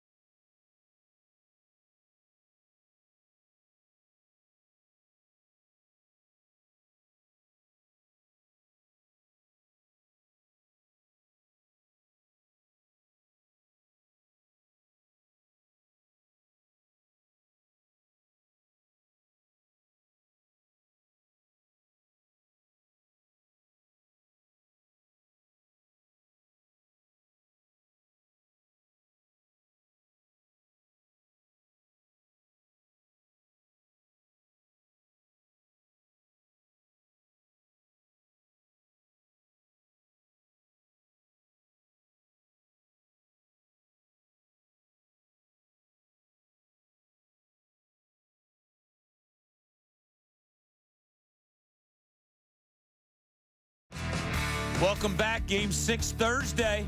That's what we're labeling it here. And the Sixers have the complete spotlight as no Phillies today. They will host the San Francisco Giants tomorrow in a 4-game series. That goes, oddly, Friday, Saturday, Sunday, Monday, afternoon Monday game. Apple TV Friday night for the Phillies on that. Saturday. Sunday is a night game, I think, on ESPN. You have also the Broad Street Run on Sunday. Ray is participating, Bill. First time, Ray? Second time. Did it last year, and I got finished. I turned to my parents. I was like, don't ever let me run 10 miles again. You're a glutton for punishment, yeah, my they friend. didn't really stop me on this one. So, then again, I didn't really ask them to. So. I did it once, and everybody said to me going in, well, it's an easy 10 miles. 10 miles is 10 miles. Yes. I don't know what that means. It's an easy 10 miles. I wouldn't know. I never ran 10 miles in my life, so I'm good to go. I hated running. Same. It was always punishment in my sports. I played football. You got punished by being told to run. Yeah, that's how. I ran for sport and hated it. What, were you a cross-country runner? Yeah. Did you hate it? I liked my teammates. I think that's what made me keep coming back. Was I liked my teammates, I liked my coach, and it was something to do. And we were good. Like, our team was good. I wasn't, but our team was good, so that was fun. I will say, though, with the Broad Street Run, my dad's done it, I think, 13, 14 times, so he made me do it. And it was an unbelievable experience because you start up in North Philly. It is so fun. And, yeah, you come down, and the people that come out to cheer you on, and then it's really incredible. And then there's the Children's Hospital up in North Philly, and they're all outside cheering you on. And then you pass Temple, and then you get down to City Hall. Then you hit South Philly. I mean, it really was cool. So I volunteered for like 15 years when I was working at the Daily News because you pass right past the Daily News building. Yeah. So Jim, I forget his last name, who organized the race, every year he would, hey, you interested? Sure, whatever. He goes, all right, I'm bringing a group of kids down. So we'd set up tables and waters and, be out there with the kids. I'm sorry, Ray, go ahead. No, that's just, like, that was the cool part of it last year. Like, I think I loved the event so much that is why I'm doing it again. But it was funny last year. I remember being, I guess you're about 3 miles into it when you get to town, maybe 2 something. I'm like, I don't think I have 10 in me. And I was like, well, I can't quit around Temple because the chances that someone that knows me is standing out there watching and seeing me just give up right here, I'm at least making it down to Center City to keep myself away from just everyone I know seeing me struggling right now. Well, at least this time you're training a little better. Like you put down like 30 beers last weekend, so that should help you. I said to my buddy out in San Diego, I was like, this might not have been the best timing of a trip like this for me to be running Broad Street next weekend. Wait, so Broad Street's on Sunday, so hopefully you're going to be out partying after Game 7 Saturday. I will not be partying after Game 7. I will be keeping myself very much in. I will celebrate with a Gatorade. That is going to be tough, though. If the Sixers force a Game 7, a lot of people who are running in Broad Street are going to have a hard time on Saturday night. Yeah, there's that. It's like I used to run 5Ks, and I'm not like the worst 5K that I ran over in Haddon Heights. I ran it with my old high school coach and totally forgot that I was running it, right? So I'm out the night. It was weird. Oddly enough, I took my parents out the night before to my local bar.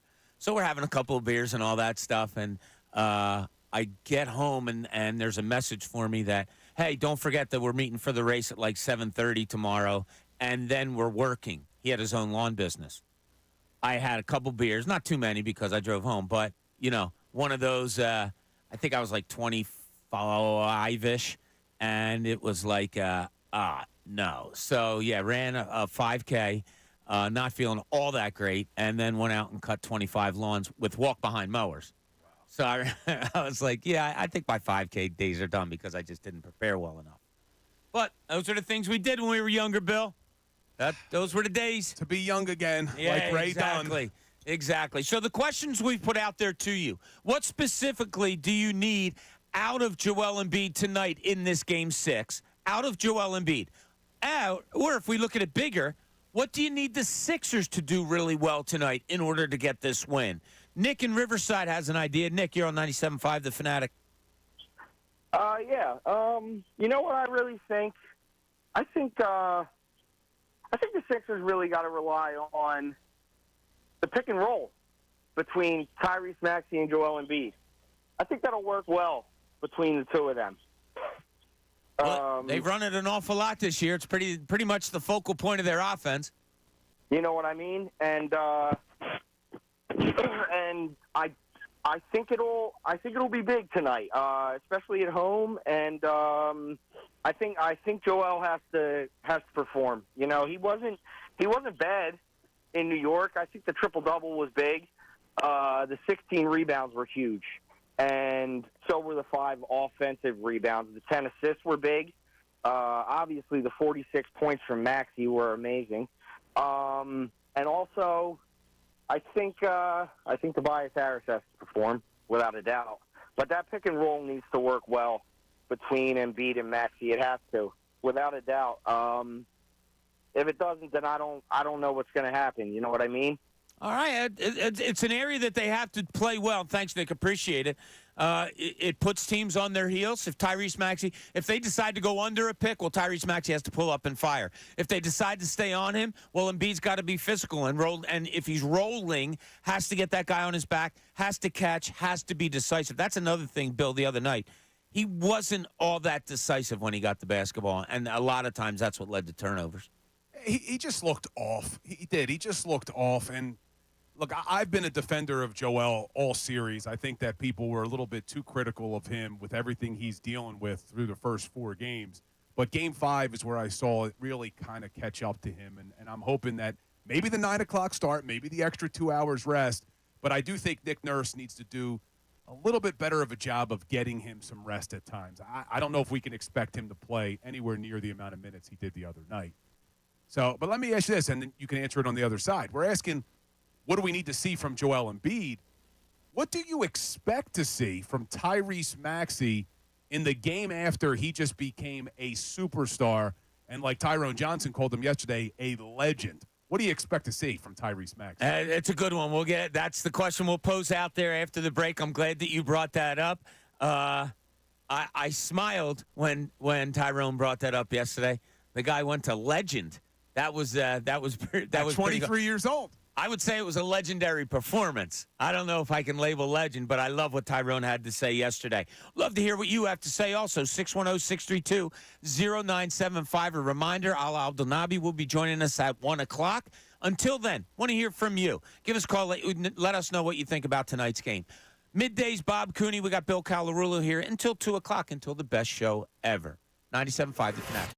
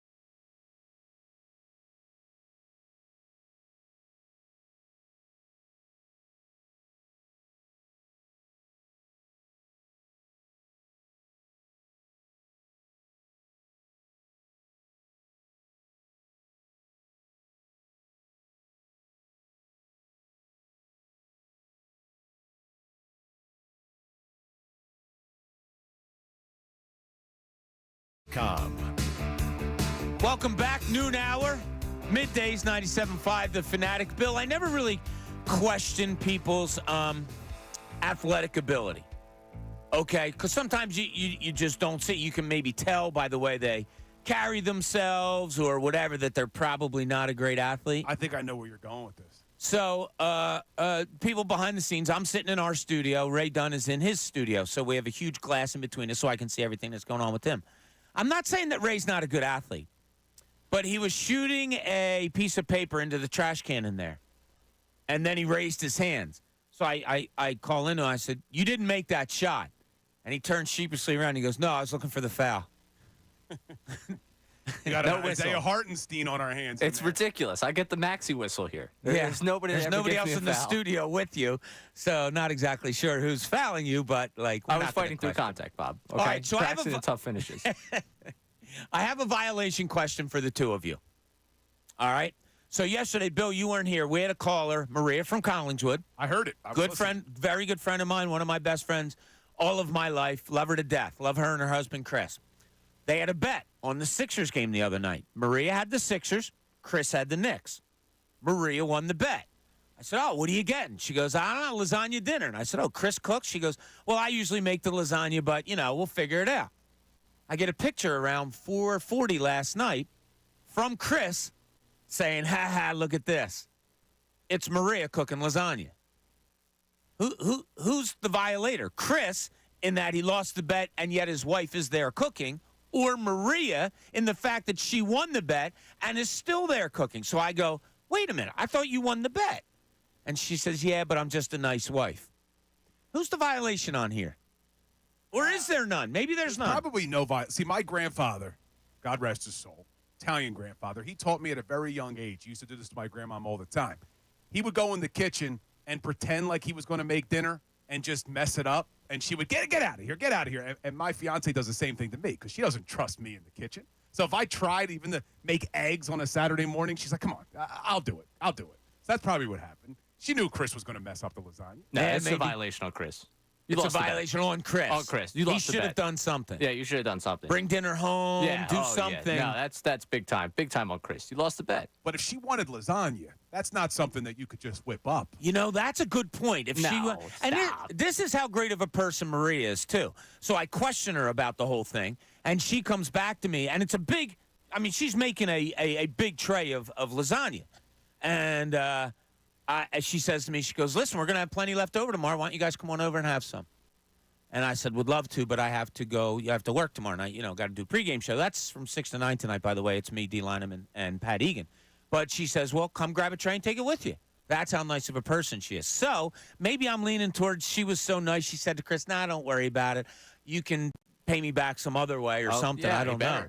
You're better. He lost the bet. Well, there's a bigger violation here that we're ignoring. What's that? Why is Chris picking the Knicks to win the damn game? Yeah, that's there, too. Well, he went to Gloucester Catholic. He doesn't know any better. That's right, he doesn't. Yeah, You're talking to a Eustis and a Camden Catholic guy. Yeah, so that's just like, people go to high schools or you go to Gloucester Catholic. So, it's like one of those things. But I'm just teasing you, Gloucester Catholic. Yeah, we love people, you, Gloucester Catholic. A lot of Murphys over there and stuff like that, so we love all. But the question I posed to you before the break, Bob, love it.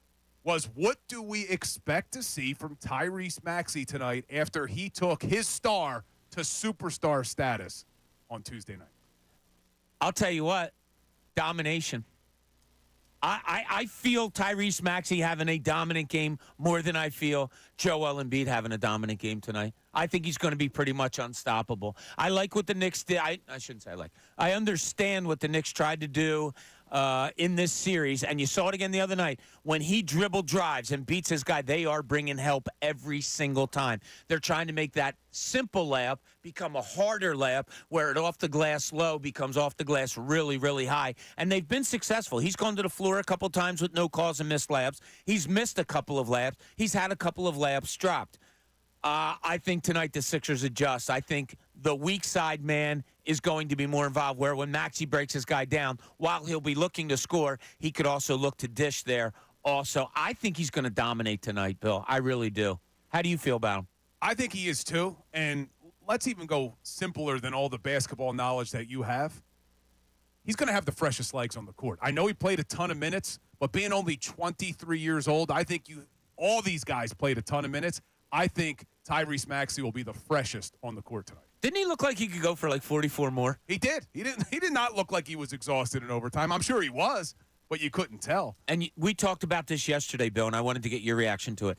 After the game was over, I believe it was after the game was over, right? Yeah. He went up to Embiid and he goes, 2 more, big man. I got you. I got you. I got you. What does that say to you about a Tyrese Maxey? Because it wasn't just in the moment. Ray, you saw this, right? I mean, Embiid was standing there. He stopped to make sure there was a conversation. Like, listen, we got 2. And it was 2 guys face to face, not smiling and laughing, just like a business talk. How's that make you feel about Tyrese Maxey? Makes me feel really good, man. I mean, look, we all loved Tyrese Maxey. We saw him grow into the player he became this regular season. That's a reason why he won the Most Improved Player award. But there were still some people who kind of questioned, well, how big can his star be?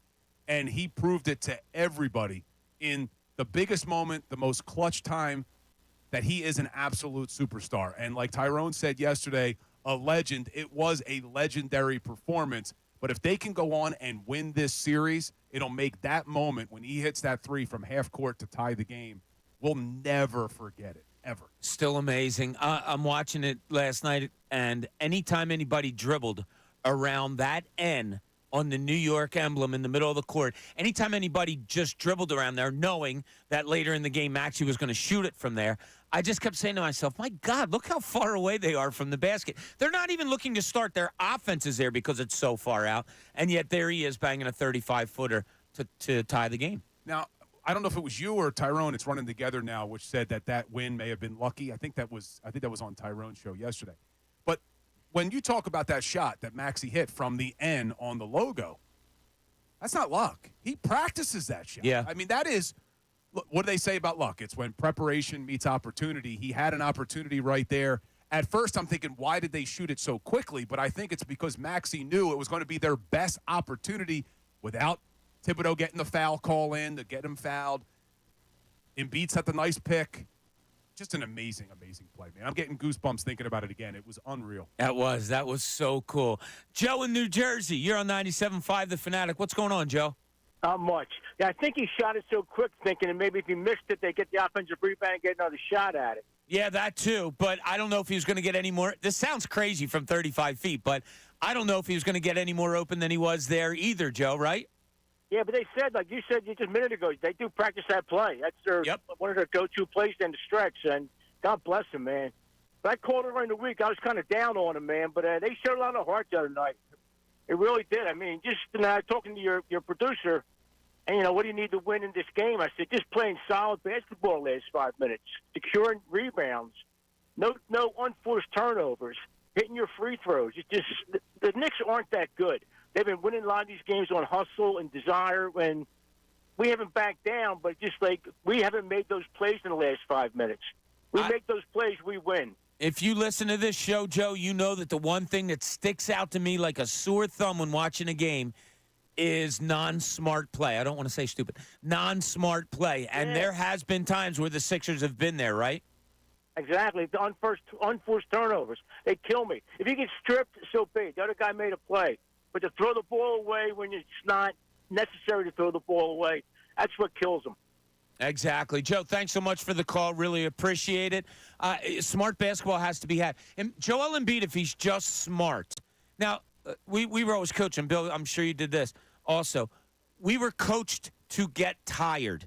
We were coached hard to get tired and then told to run plays properly. Because why? That's the hardest time to run them. It's so hard to execute when your body is tired because you subconsciously look to take shortcuts. And if you're running a play properly, you're not taking shortcuts. So if you can do it when you're extremely tired, it's that much easier to do it when you're not tired. I think a lot of Joel Embiid's mistakes the other night were because he was tired.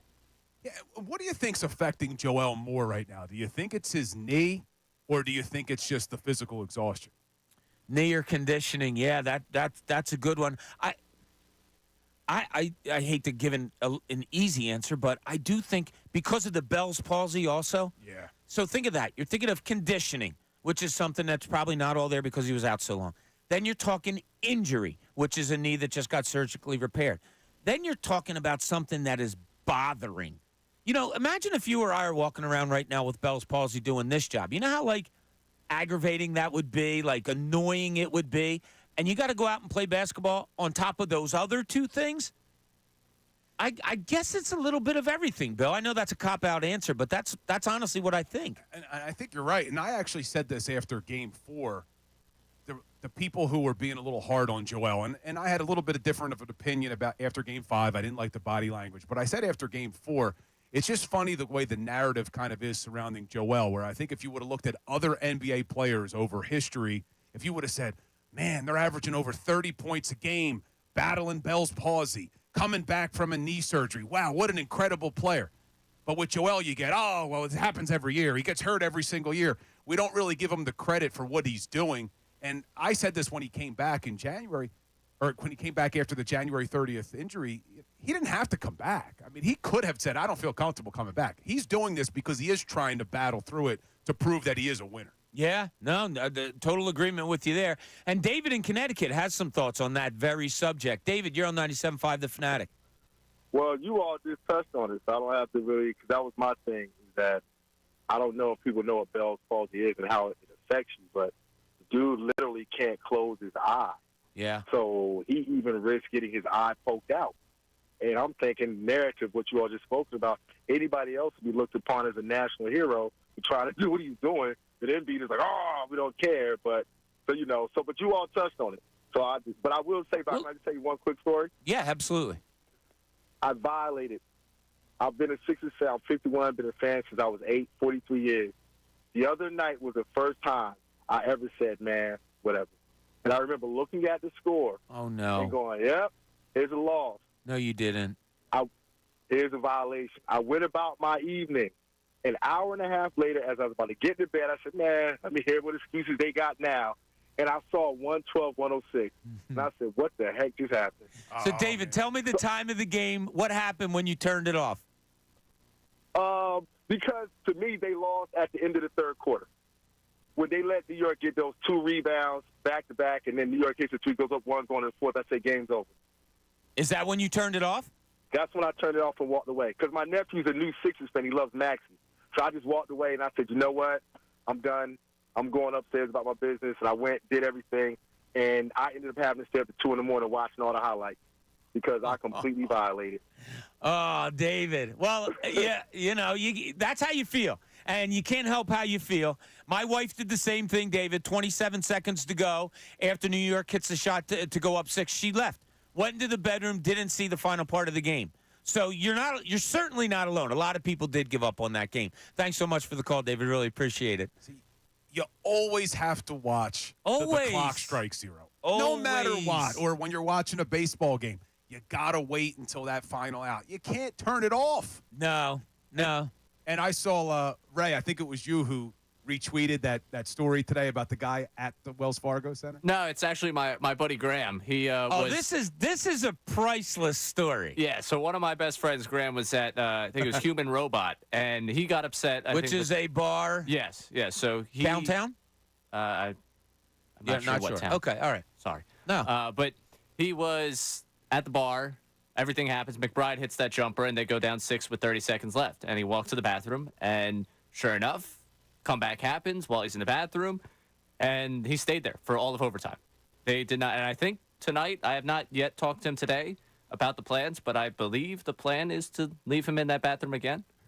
I think that's what you have to do. I think he has to be there for all 4 quarters. I mean, I'm kind of calling for it. Put him in the bathroom. Look, I'm all for my team and all, but there has to be something, like, I'm not sitting in a bathroom for a game unless they're feeding me beers all night. And it's on them. I don't want that face. Listen, I'll say it right now. Love Graham. I will buy at least one of the rounds for him to sit there in that bathroom tonight. One? He's going to be in there for 3 hours. Well, I'm hoping that I start a movement here. You know what I mean. I can't support all the rounds of beer. The guy can put them back if he really wants to. I keep laughing because I'm thinking of that one of my favorite movies. He's like, put him in the bathroom. I can't put him in the bathroom. JoJo's in the bathroom. Put him in the bathroom. I don't want that face looking at that face. Wait, which movie? A Bronx Tale. Oh, yeah. I was just watching that the other day. Put him in the bathroom. That's so weird. I just watched that this past weekend, a couple of scenes. One of my favorite movies of all time. It's where they're questioning the kid. Is this him? Yeah. Is this it? No. Yeah. And then he finally gets the guy that it was, and he goes, no. Not him. Yeah. Calogero. Yeah, exactly. Robert De Niro was great in that movie. Chaz Palminteri. That was a great movie. Yeah, great Yeah. movie. Great movie. Well, hopefully we have a great movie tonight for you at the Wells Fargo Center, Game 6. Mark in New Jersey, you're on 97.5 The Fanatic. What's up, Mark? Hey, Bob, long-time listener, first-time caller. Thanks for having me. Appreciate it. Hey, Bob, I think you and I might have met along in another lifetime. I'm a 25-year-old or 25-year high school basketball coach in the suburbs of Philadelphia and a 5-year former Division I major college basketball coach locally as well. And I'm really calling because I want to get your opinion on some coaching decisions. Okay. First, my first question is, why is Nick Nurse refusing to play anyone other than the couple of guys he's played so far? My question is Melton hurt or is he a DNP? I'm sorry. I think they're tied together. He had the back issue, tried to come back. The last regular season he played only 5 minutes, Mark. And during that game, I noticed he was standing on the court and trying to stretch his back. That was a bad sign. They tried to bring him back on Sunday. He played 8 not really good minutes at all. So I don't think he's there that you can take a chance on him. Got it. So it's a physical issue with him. My next question is, we get Buddy Hield at the trading deadline. The Sixers say he's the best get at the deadline of any team in the NBA, and he can't get on the floor. Now, I understand he missed a couple of shots. He looked gun-shy. I get all that. But isn't coaching supposed to be about getting your guys the right mental mindset as well? It is, no question about it. And I'll just counter you because, you're asking, and I think you're right on that. That is coaching. The counter is, can you afford that in this point of the season? Can you afford to say, you know what, I got to get Buddy Hield some minutes because I have to get him right mentally. And you put him in the game for 3 or 4 minutes and the Knicks go on a 10-2 run. I can't cost a season because I'm trying to get a guy's head better. You know what I mean, Mark? Oh, I know exactly what you mean. My only argument to that would be we're not talking about a 15-year-old kid. We're talking about a guy that's been in the league 6, 7, 8 years. He's missed a couple of shots, and you're going to yank him out. Anybody knows you got to let shooters shoot, and you can't get in their head. I think he has proven the right to be on the court to earn some additional minutes just by his body of work as an NBA player. You know what, Mark? That is a great point. Thanks so much for the call. Really appreciate it. Yeah, good call by Mark. Yeah, that is a good point. I mean, he's not going to he's not going to get himself righted shooting from the bench. No, and I said it earlier in the show that I would like to see Buddy Hield get some minutes tonight and maybe design a couple of plays to get him an open 3. And if he hits it, maybe just seeing that ball go in the basket is going to put him on a little bit of a run. We did bring him here for his three-point shooting. Daryl Morey did say he was the best player available at the deadline. And early on, when he first got here, I was like, man, Daryl Morey was right. Did you see how good he looked in those first couple of games? Yeah. And then I'm like, I can't wait to see him with Joel, the spacing that's going to get provided on the court. We just haven't seen it, but maybe you do get him involved early. Let's see what he can do. Yeah, it is odd that this has happened to Buddy Hield. That I don't know. Like, look, these guys practice all the time, and Nick Nurse is seeing him shoot a lot more than we are as fans. So maybe there's even something more up with it. I don't know. But you make a good point, Bill, and I wouldn't mind it either, maybe, that there was an awful lot of open shots there for the Sixers the other night. If they're not hitting them again, maybe Buddy Hield does get that little, finger point from the bench, get in there and hit some shots. So when we get back, we're going to dive deeper into this Knicks-Sixers 6 game that's going to go on tonight, 9 o'clock at the Wells Fargo Center. Want to hear what you have to say. This is it. It's win or die again. So let's hear what you have to say about it. 610-632-0975. Give us a call. Let's talk it out. If not, you can text that same number. This is Middays with Bob Cooney. We've got Bill Colarulo here all day until the best show ever at 2, 97.5 The Fanatic.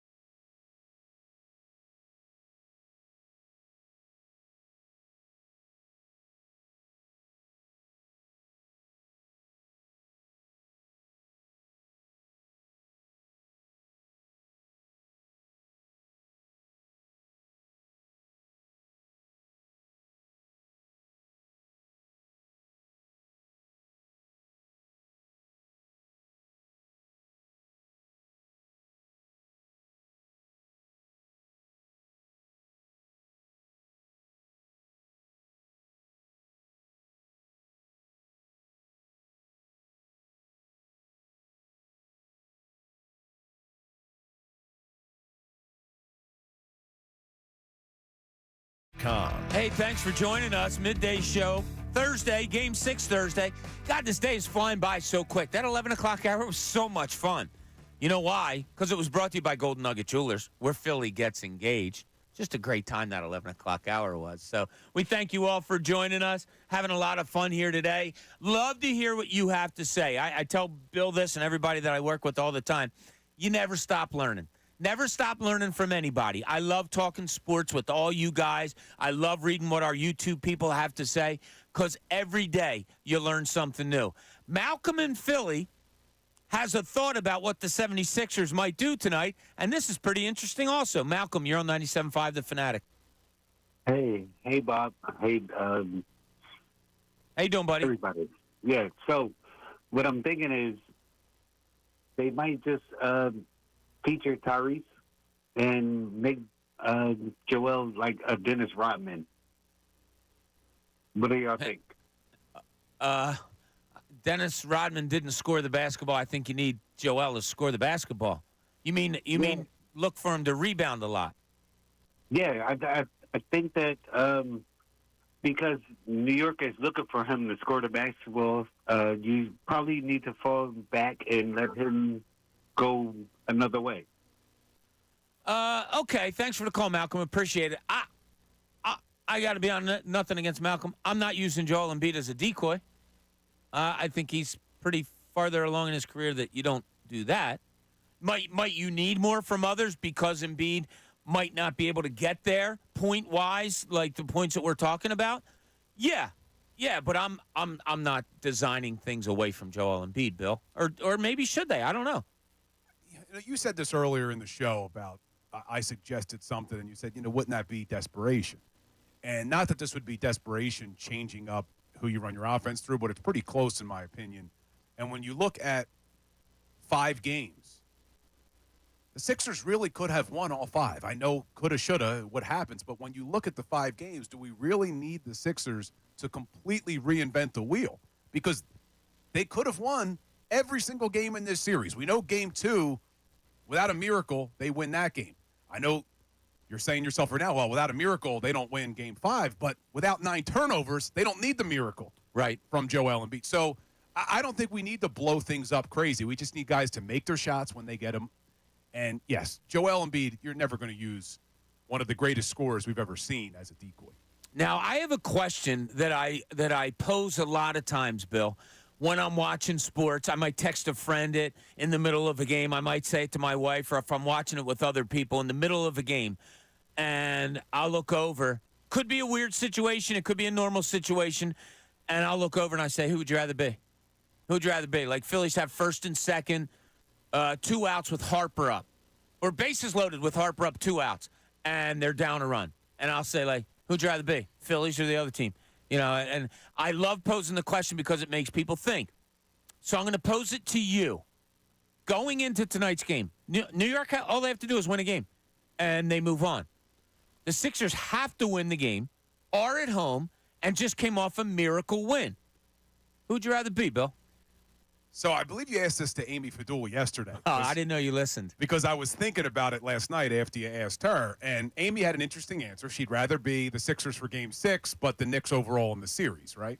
I believe so, I think yes. what her answer was. And it was a bad answer by Amy. Well, because I was really thinking it all the way through, and I think I'd rather be the Sixers. And the reason why I'd rather be the Sixers is because, well, first of all, they're favored tonight, as they should be. What is that line, by the way? 3.5? Is that what we saw? I think that's what it was. I'm sorry, I didn't mean to interrupt you. Yeah, I think that was what it was the last time I saw it. But you look at the Sixers, they're favored tonight, as they should be. They should have all of the momentum. The New York Knicks lost in devastating fashion, where they not only thought the game was over, they thought the series was over. So the way I look at it, when you really play this through, if you'd rather be the Sixers for Game 6, how could you not rather be the Sixers in the series? Because if this series has to go back to the Garden, meaning the Sixers win tonight, you know how tight and the Knicks are going to be, the pressure that's going to be on them in their own building after blowing the series, having won only a couple of series in the last 20-something years. Yeah. I think they would have so much pressure on them.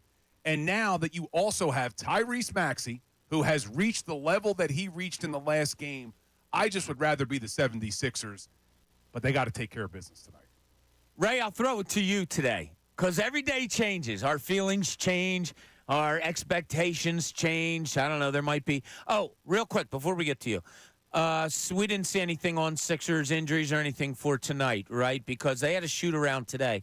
They changed things up a little bit, which was weird. They did a shoot-around this morning at their practice facility in Camden. Usually Nick Nurse teams. Now, there's been other coaches that have been here, and they would do that, have their shooting in the morning in Camden before a game at the Wells Fargo Center that night. Nick Nurse usually has them shoot at the arena. He likes to do that. But today they did it in Camden. I didn't see anything on Twitter, Ray. Did you? Anything about injuries, questionable? No, the latest in the injury report from 12:30 just has Covington out, Embiid questionable, and then for the Knicks, of course, Bogdanovich and Randall out, and then Mitchell Robinson is questionable. Okay. All right. So that's good. I'm sorry. I was just looking also. Why do you think they switched it up, Bob? I don't know. I don't know if there's something going on down 9 there o'clock this start, morning. maybe gives them more time. I don't know. That's one of the things I thought of. Do more of the players live closer to Camden than they do the Wells Fargo Center? But we're talking minutes probably. Yeah. I don't know. That I don't know why. It's interesting. Maybe, like I said, maybe the Wells Fargo Center has something going on down there that they couldn't get the court down. But so Ray, I ask you. Who would you rather be? The Knicks, all you have to do is win 48 minutes and you advance in the series. You have the Sixers who got in lucky win, we'll call it the other night maybe, and you're coming home in a must-win game. Who would you rather be? I love my 76ers. However, he's got a big. I knew it. I knew there was a butt coming. However, I'd rather be the Knicks. You're up 3-2 in the series. And frankly, the last closing moments of games, you didn't do it enough in Game 5. But in the closing moments of games, you probably feel like you've been able to close. I mean, you're up 3-2. You've been able to close better in more games in the series than the 76ers have. I understand. You look at the firepower on the other side. You look at, hey, we're banged up injury-wise. I think you ride the same way the Sixers rode the wave of, wow, we should have had Game 2. You look back at the way the Sixers came back after Game 2, and you say, look at the way they responded. That's the response we need to have tonight. We win one of these games. It's over. We go back to New York, and we don't have to play another game until whoever comes out of that Pacers-Bucks series. I'm sorry, Bob. Let me ask you this, Ray. If the Sixers win tonight, and it's a tied series going to Game 7, which team would you rather be? Still the Knicks? I mean, you're looking at a home Game 7 up in the Garden. They've had nothing to get excited about for years. I mean, I think the energy up there is going to be electric. This is still an uphill climb for the 76ers team. Like they have made it more plausible, and I think I've come to the realization. The reason I feel back, a little bit of confidence is because I feel like when they gave away Game 2, I was like, you gave away one of your victories. The Knicks gave away one of their victories in this series. So now I kind of feel like that whole idea of, wins being taken from you have been kind of even. I still feel confident in the 76ers, but I have 2 games to win one versus having to win both. To me, I'd just rather be the team that's got a home Game 7 and has to just win one of 2 games instead of the team that has to win 2 games and then would have to go on the road for Game 7. So we always like to ask questions on this show because that's we just love to talk to the fans here. One of the questions might be now, how do you feel about Ray being a Knicks fan? That could be a question that we throw out there, as he just admitted on the air, although he's trying to hide himself behind the 76ers shirt that he's wearing. But legitimate question. Another one that we'll throw out to you. And we've thrown a lot of them out to you today, but we want to hear how you feel about this game. Who would you rather be? Who would you rather be? Who would you rather be? I'm fine with who I am. Well, Uncle Frank is on okay. 97.5 The Fanatic. Frank, what's going on, buddy? Oh, good. Happy soon to be up 3-2 Thursday there, squad. Well, can't get up 3-2. Okay, go ahead. Yeah. No? Yeah. No. The Sixers are down 3-2 now. We're trying to tie it. You're right. Tied. My bad. That's all right. By the way, Bill. By the way, and Ray, you're dead to me, you Knicks fan. By Very the way, good, Bill, Frank. it's bathroom, not bathroom. Bathroom. Yeah, you're correct. You are correct. Listen, I feel good about this game because Tobias might have found himself again Tuesday night, and Maxey sure as hell rediscovered himself again. So, with those two having momentum, coming back to Philly can be big. I also like when they have the big 5 on the floor. That worked well. I would stick JoJo in formaldehyde as much as possible early, if that's even possible, so he's got legs in the fourth. All right, you feel comfortable about tonight, Uncle Frank, or what? I am. We got Scott Foster's officiating. That's right. I feel good. I feel good, boys. All right. Well, hopefully we'll talk to you after a Game 6 win, Frank. Appreciate it. Yeah, it's tough. Frank, we try to, I was so ready to zap his ass. He gets ahead of himself, and then he has the Sixers up 3-2 when they're already down 3. It's so tough beginning for Frank. I wanted to look into this because our Knicks fan, Ray Dunn, said he would rather be. Okay, wait. He can't dodge the question if I'm a Knicks fan. He can't dodge the question if I'm a Knicks fan. But you said you would rather be the Knicks You're because letting Bob right off the hook. They would be going home for a Game 7, and you'd rather be the home team.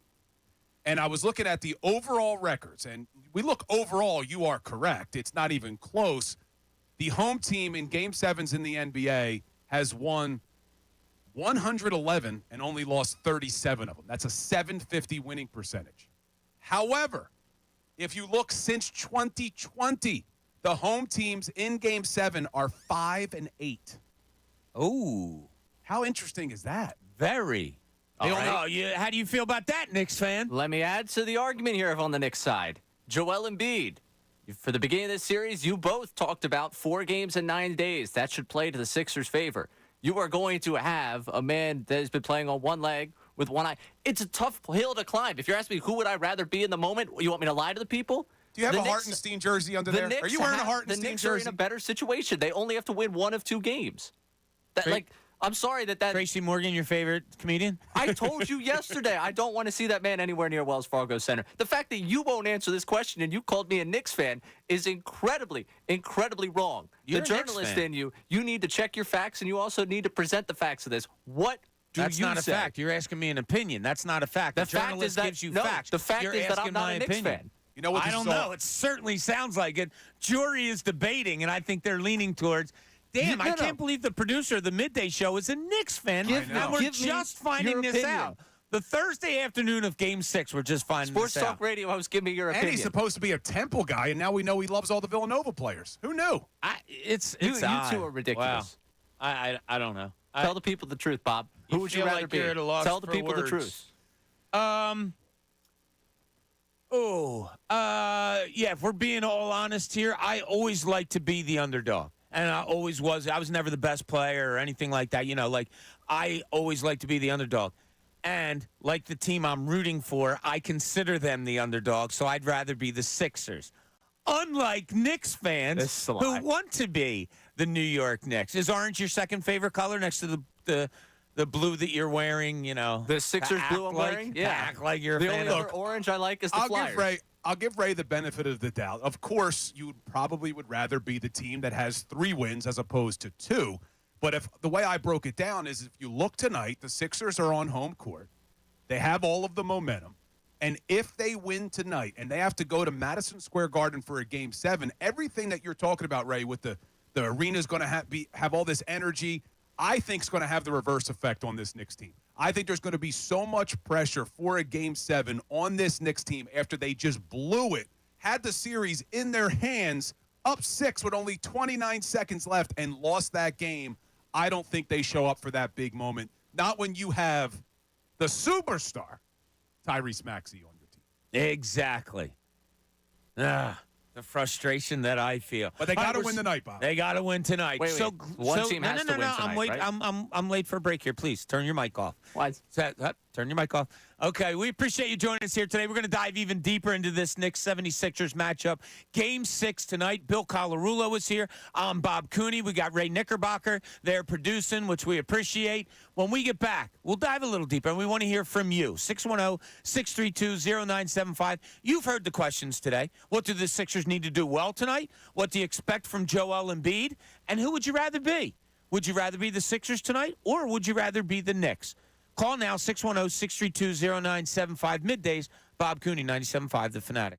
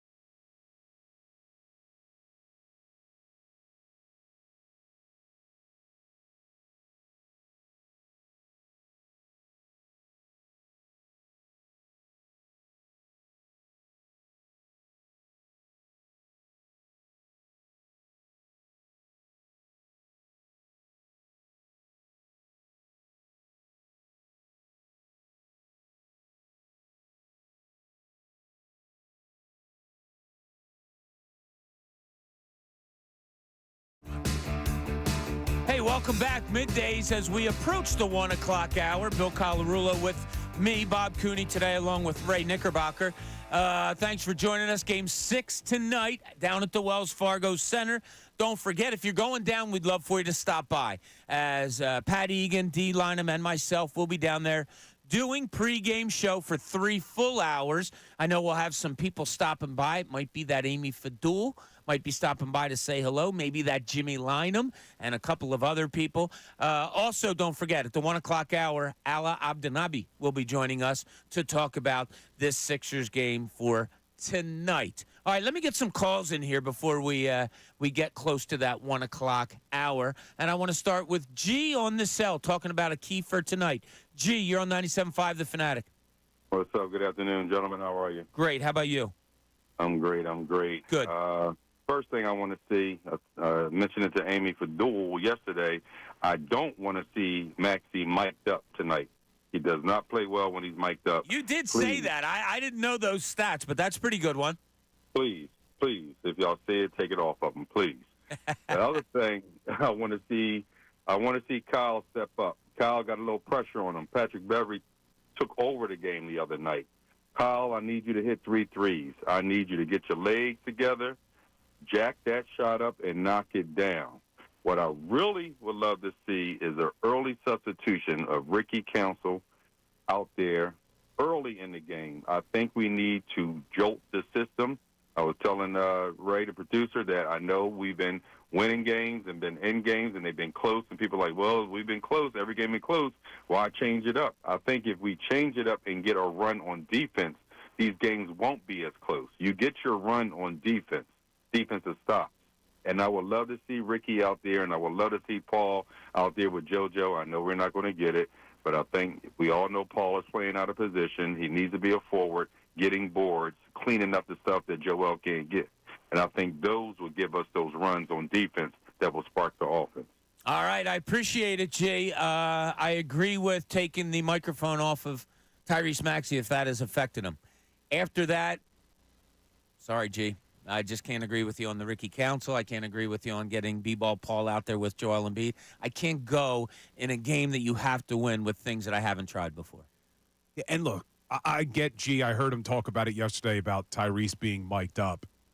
I think everything that happened with Tyrese Maxey before the shot, let's call it the shot, you could throw out the window, because I think he will be a different player for the entire rest of his career after he arrived. Wow. I love it. The legend stamp is about to be thrust upon him, huh? All right, I'm down with that. Our favorite Sixers fan on the line right now, Karate Mark. What's up, Mark? What's up, fellas? I got a stupid question for you. Let's go. Are you ready for tonight?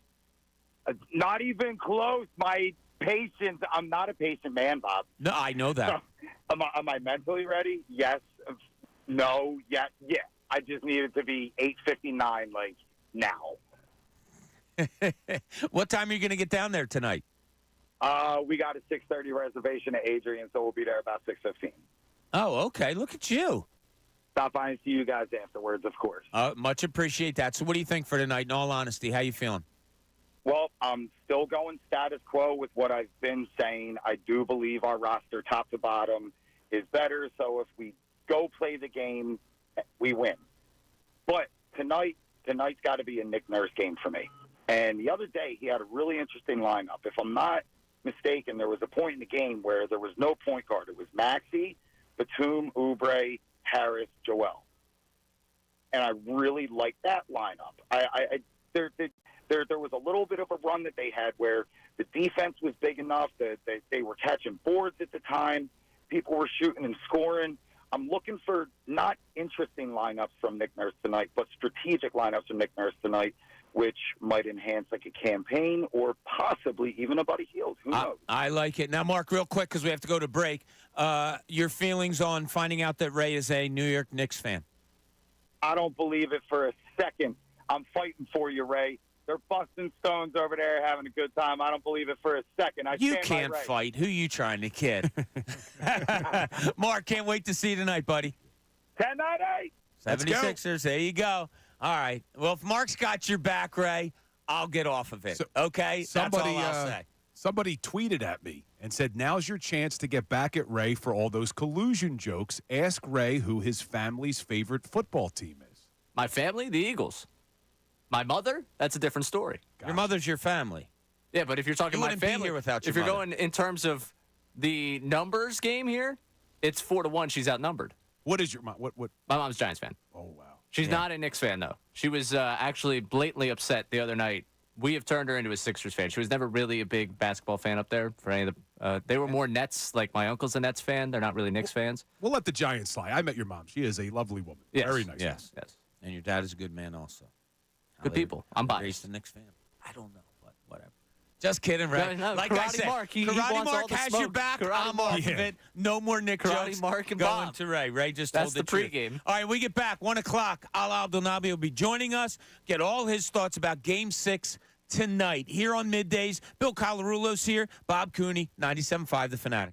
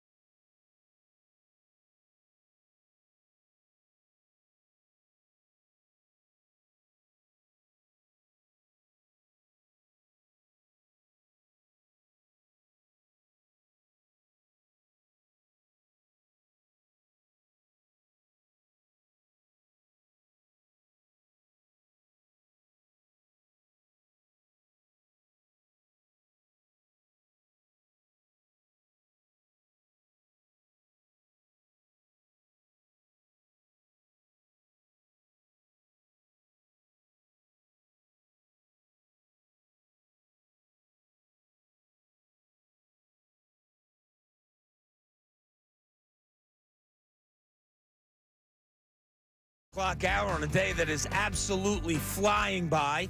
A lot of that has to do with my partner here today, Bill Colarulo. Much appreciate him being here. Ray Dunn producing. Yes, he's back to Ray Dunn as we are getting off his back. Some interesting things during the break. One, we are getting some phone calls from people wondering that they have friends that are first responders and nurses and doctors and stuff like that. The Sixers ownership group, Josh Harris, David Blitzer, and the likes, they brought up, what was it? Bought up, I should say, like 2,000 tickets that they were going to give away to those people that I mentioned, first responders and all. And we've had people calling us this morning, apparently asking us, like, how can they find out if they can get tickets to those first responders? I've put out a text message to the Sixers asking that exact question for you. So once we find out, I'll let you know on the air. I should have probably done it sooner. I'm sorry I didn't. I didn't know that we had some people calling up. Also, I got to tell you, Bill, I told you off air, but people are so nice, aren't they? So Extremely. I had a guy email me. I don't want to tell you his name, and I love act of kindness, and this is just so nice. He's got 2 tickets to the game tonight. And because of so many things going on in his life, he really can't get rid of the second ticket. And he said, I'd rather burn it in New York City than give it to a New York Knicks fan. So he said, if you don't have a seat, you want to come sit with me. What a nice guy. And I will. If I'm staying for a lot of times, in all honesty, I'll go talk to players, coaches and stuff, and then I'll head out right before the game so I can get home and watch the game and do my notes and everything. It's easier for me to do it at home than it is to do it at the game. But we'll see how it all plays out tonight. Credit to that fan, because he could get a lot of money if he chose to sell them. So nice, and I would love for him to do that. You know, like, do what's right for you. I so appreciate the gesture. That is so nice. You know what else is nice? To have a man like Abdul Naabi join us on the Comcast Business Hotline. Allah, how are you today, my brother? I'm good, Bobo. Bill, good to be with you guys. Thanks for having me on. You see, this is what I love about Allah. There's so many things I love about him. But just him saying hello, you can see the smile on his face, and it makes us smile ourselves. You could hear his smile. You're a happy man, I should say, Allah. I am. I don't have many complaints right now. My Sixers are still alive, and they're back home, and they're going to play a team that they've already beaten multiple times. So I like our chances. We just got to make sure to bring it. Now, not to be a downer, but to get this conversation started, Allah, they've also gotten beat by this team several times. Has there been a corner turned maybe by the Sixers after going down 3-1 and winning that Game 5 the way they did? I hope so. I think the key for me, and I don't know if it's a coincidence. I don't think it is. I believe it's an underlying factor. Rebounding. You've got to rebound. You've got to win the glass. You've got to compete with them. They cannot be climbing your back like they did in games where they did wind up winning. I was just looking at the stats before coming on with you guys. The 2 games that the Sixers won are the only 2 games that they out-rebounded the Knicks. So, again, I think it's a huge part of the Knicks offense. I've said it on the air. I'm not convinced the Knicks are a great half-court offensive team, especially when you take out Jaylen Brunson and he has to sit, or whether or not we're on nights when he's off, especially like the first 2 games. They struggle to score. A big part of their offense is those second-chance opportunities. If you could take that away from them, I think that they're going to be in the 90s. They're going to struggle to score. Hopefully we can get some points off of those rebounds and runouts. The defense needs to be active, too. Underlying bottom line in all this is we have to compete tonight. If they do, I like our chances. Here in Philadelphia, we knew Tyrese Maxey was a star, but the entire world learned that he was a superstar on Tuesday night. What do you expect from him tonight? Well, I expect another game from him like he's played all series long. What's he averaging? 30-plus? So I don't expect anything different. Do I expect an outburst like the other night? I don't know if I'd go that far, but I'm hoping that Joel will feel better. He'll be able to play better than he did last game, and I think having those 2 together at home in a building, from what I understand, that will be more Sixer fans than there will be orange and blue in there. I think things bode well. But again, the bottom line is the X's and O's, they're important, But are you going to go out there and just want it more than the Knicks? Because on nights when the Knicks have wanted it more, they've won. Ali, you've been in playoff series before. You were, I think, with a couple of different teams. Do games carry over? Like, these two teams obviously are very familiar with each other right now, having played each other 5 times in a row, 4 times in the regular season, all of that. You had an unbelievable win by the Sixers the other night. Is there carryover, or is it like the players say, on to the next game, flush that one? Well, no, I think when you have success, especially on a road, especially in a tough environment, when you have it in the situation that you had it where the whole tri-state area in New York was waiting for you to lose, and you're able to go up there and shut everybody up, I think that gives you confidence. What you do with it, if you become overconfident, that's a danger too. But knowing that you can beat this team if you just take care of business, I think is a good sign for the Sixer team. Because, again, having done it before, I think that that gives you confidence moving forward. Ala, Joel looked absolutely exhausted right before overtime. Do you think Nick Nurse manages his minutes any differently tonight?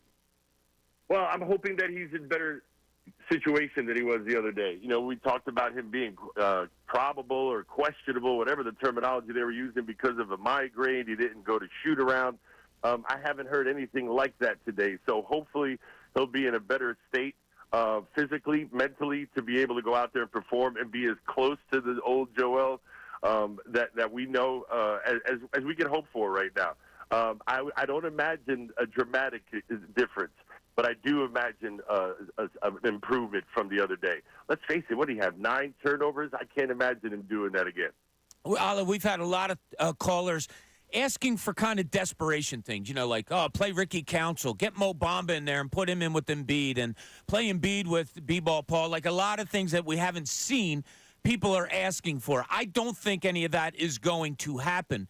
But what might be something that happens tonight with Nick Nurse that, I'm not going to say shocks us, but we say maybe, oh, okay, he's doing that tonight. Do you see anything? I think we've seen Campaign kind of come in there in short little bursts and be really good.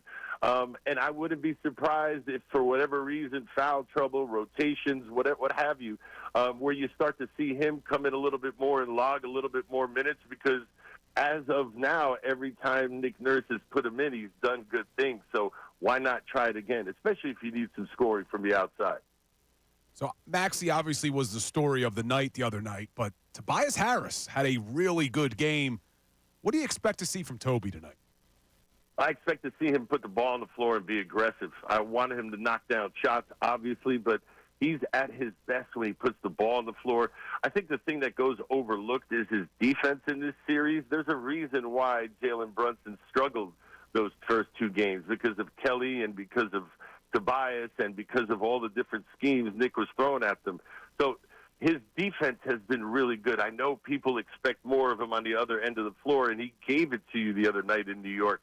I just want more of the same. Keep up the defense, but be aggressive and put the ball on the floor. Attack some of these defenders. They're overly aggressive, the Knicks defenders are, but I think if you go at them, that aggressiveness goes away. I'm not convinced that they're great on-the-ball defenders. They just come at you with a lot of aggressiveness and being really physical. If you put your head down and go at them, I think you can get all the way to the cup and beat some of these guys.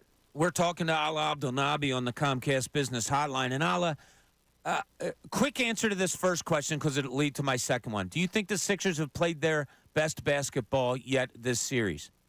No. Do you think the New York Knicks on that can play better than they have already? Do they have more to give under Tom Thibodeau than they've already given? See, the only difference with the Knicks is we've seen the supporting cast play well and Brunson not. And then when Brunson plays well, some of the guys haven't thrived like they did in games 1 and 2. Like, I'm talking about guys like Hart, DiVincenzo. They've seemed to come down to earth again, thankfully. So I don't know if we've seen the Knicks at their best either, but I think that's harder to get to because you're asking for a lot of questionable pieces who once played well, but I think now are starting to return to reality to have that again. And I don't know if they're capable of that. That's why, again, I say I'm not convinced that this is a great half-court offensive team, the Knicks. If you make them play a half-court game, I think you win this. So along those lines with Jaylen Brunson, the 2 games they held them to 24 or less, the Knicks actually win. And the games where he's had 40 or more, they don't have as good of a record, only 1-1. Do you think they defend him any differently, or they keep doing what they've been doing? Well, I think what you saw after the 47 game was that they were starting to get the ball out of his hands a little bit earlier in the game. In other words, and Nick Nurse said this too when people were saying, why didn't you double team him? Well, by the time of that game when he had 47, he was well on his way. He was at 30-plus already by the time the fourth quarter came, and he was scoring earlier in the game, but the Sixers were winning. So I think what you saw in the last game, in Game 5, was just getting it out of his hands a little bit earlier. Don't allow him to get into a rhythm because you don't want him hot come fourth quarter. Watching Kyle Lowry the other night, he got the 5 fouls. A lot of times in a position where he's boxing out much bigger people. Not a real effective game from him. I thought a couple of times I'm watching, and I saw a guy whose 38-year-old mind was saying get there, but whose 38-year-old body couldn't get there. Did you see a little bit of that? Are we seeing some of that from, a very minutes-heavy Kyle Lowry right now? Well, I just think that he's, perhaps having to ask to do a lot of things. You mentioned that scenario where he's trying to block out a big. I don't know how many guards, even if you're 28, could win that, could win that matchup because of the way the Knicks bigs, they're one-dimensional. They just climb the glass. This is what they do. This is how they feed their families, so to speak. So I don't necessarily judge Kyle harshly in that scenario. Is he 38 years old? Yeah. But I think at times what he brings to huddles, what he brings out onto the floor, the calm, being able to direct and run things, allow Maxey to play off the ball, I think he brings a lot to the table still. Buddy Hield, Hala. We haven't seen him the last couple of games. He was a big acquisition, we thought, at the trade deadline. Any chance he cracks the lineup tonight? You know what? I can't get into Nick Nurse's mind. We haven't seen him. We saw him earlier in the series, and he seemed to struggle. I don't know. If you need some scoring, I would imagine he's somebody you'd have to consider, especially from long range. If the Sixers come out and they're dead cold from 3, then you might have to consider it. I don't know if you pull the trigger on that move, but the Sixers now with Melton coming back, they have a lot of different options, and that's a good position to be in. So last thing, Olive, from us, do they win tonight? Do you feel comfortable that the Sixers force a Game 7? I hate talking out loud about this. Well, then don't. Because I think it's going to be just like the other 5 games, a heck of a war. And I hope my Sixers are the ones standing on the top of the pile at the end of the night. I got to tell you, buddy, I've been asked on this station so many times about when we do pregames, prediction for the game. I have not given one prediction this series. Yeah, I will not do it. I just hate doing it because it never seems to work out for me. So I just want to shut my mouth, which is very hard for me to do. All right, I want to give you an impressive number from your career. In the 8 playoff series that you played in, you committed 11 fouls. Yeah. That's all. You are the best. I love you to death, brother. Thanks so much for joining us. Bill, Bobo, thanks, guys. Go Sixers. All right, buddy. Abdul Naabi joining us here. He's awesome. He's such a good dude. And if for the people that don't know him, you can hear it over the – he is I don't say this because we just had him on. He's a Sixers. I've been lucky enough to become very good friends with him through the years traveling together. One of the nicest guys I know and just – enjoys the hell out of life. It was funny. When my dad died in his obituary, that was a line in his obituary. And it might have been a quote from my brother or whatever that said that my dad just enjoyed the hell out of life. I thought it was a great line at the time, and it's a line that I can put to Abdul Naabi for sure. And you're just reminding me, too, when you talk about enjoying the hell out of life, is games like tonight are why we watch sports. So try to enjoy it. I know there's Sixers fans out there who still, I'm so sick and tired of this team. Or this is why we watch sports. Absolutely. So let's enjoy tonight. Let's enjoy this ride, man. I can't wait. What time is it? 1:17. How many hours we have? It's getting there. We're getting close. And tonight is a TNT game, Ray? Is that what it is? Do you know? I love when I ask you questions and you look at me like, why are you asking me a question? No Ala tonight then? It's not on NBC Sports? I believe it'll be on both. I'm pretty sure first series is on yeah. both, right? And the only reason I asked, of course, everybody's going to be watching NBC Sports Philadelphia. That's where you watch the game. That's where, you tune in to get the local voices. I was only wondering that to see if it'll be a delayed start because if it's on ESPN, it's delayed. The 6:30 game, 6:30 game should be over by then. And TNT cut away from the game, right, on Tuesday, thinking it was over? Well, they cut away and said you could watch it somewhere else as they went to the other game. They did it with the Sixers down 6, I believe, is when they cut away. Yeah, so bad on them. That's why you watch and you listen to Abdul Naabi and to Kate Scott tonight. Actually, and you can have the radio on at the same time and listen to Tom and Getty right here at 97.5 The Fanatic. So we will have that game for you here tonight starting at 9 p.m. As the day has gone on, I didn't feel real good earlier this morning. I thought the listeners were kind of sitting on their hands a little bit, but now I'm starting to come around a little, Bill. I think the people are feeling pretty good. We'll check with Weave, see how he's feeling. Weave, you're on 97.5 The Fanatic. Yo. I think that Maxey is fueling the Sixers, and I called in on Fanatic and said I think he's fueling Joel Embiid to become, maybe that guy, He's fueling Embiid to become that guy? Yeah, because his previous predecessors were like Coleman and that cast they had. And remember, we're going through the process. I think that now the process is actually coming through. What do you think? Thanks, we appreciate the call. The process is coming through. I'm not exactly sure. I mean, the one area I agree with Weave on with Maxey is I do think that when Joel Embiid looks around at his teammates, he now knows there's a guy that he can rely on. You didn't necessarily have that in years past. And I talked about yesterday Joel Embiid's body language in that game, but I felt like he finally had that other player that could pick him up, that could be that positive burst, that could be the guy to carry the team when Joel just clearly had nothing left in the tank. And I don't even blame Joel for that. I mean, look what he's dealing with. But it was nice for Joel to be able to look around and say, hey, I need you. And that's what Maxey kind of said after the game, too, is Joel said to him, I need you. And Maxey's like, I got you. I'm so glad you brought that up. For people that didn't hear it earlier in the show, maybe you didn't see it when that game got over. That Maxey and Embiid, it wasn't one of those, they're laughing and going off the court and all happy. It was like a little business meeting that they had. Both of them stone-faced, both of them serious. They just won an unbelievable game.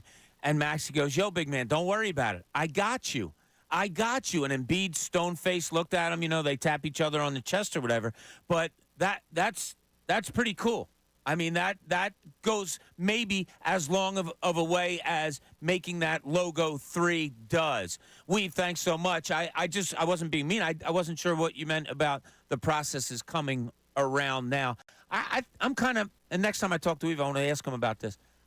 I kind of don't equate the process anymore. Like, I'm kind of done with it. I'm with you. I'm so over it. I mean, it's done. It's so many years removed now, Bob. It happened. It got you Embiid. That was great. It allowed you to make a whole bunch of moves and all that stuff. But, Joel Embiid is the process. I mean, Matt Court says it at home games every, 7-2 center from Cameroon. Joel, the process Embiid. So it's hard to forget about it.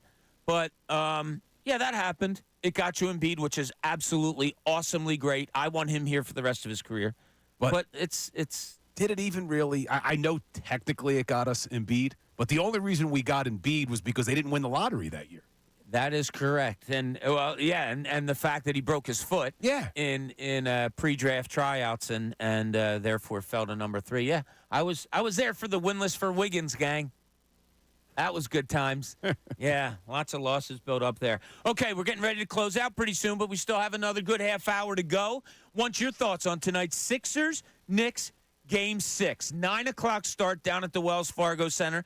I have a feeling the closer it gets to 9, the more amped you get. 9 doesn't even mean a thing. 9's the new 7 o'clock, okay, Ray? That's the way I'm going to propose tonight. Look at 9 o'clock as the new 7 o'clock. I love the start time. So do I.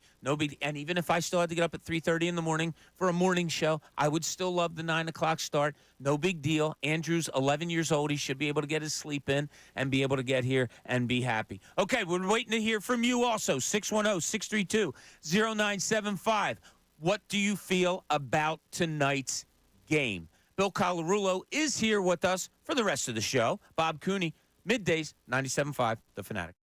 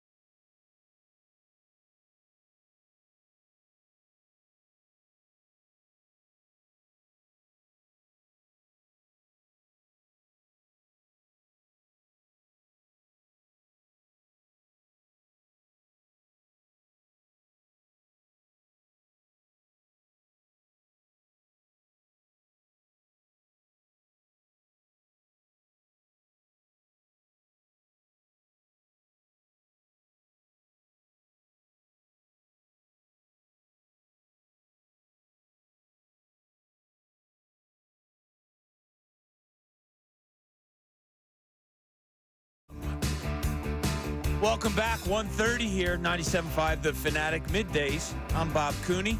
Bill Colarulo with us. We got Ray Dunn producing. So I've been told about these tickets that were bought up by Josh Harris and company. They worked with hospitals, community organizations, police, and firefighters that they had existing relationships with, and they distributed the tickets to all their people, and they all have been distributed. So people have been calling in asking about them. Sixers went to local fire departments, all of those stuff, organizations that they are familiar with, and handed them out, and they have all been dispersed. So good job by Josh Harris and company. As Bill said, rightfully so, such a shame that you had to do it. I was also reading somebody on Twitter, a friend of ours.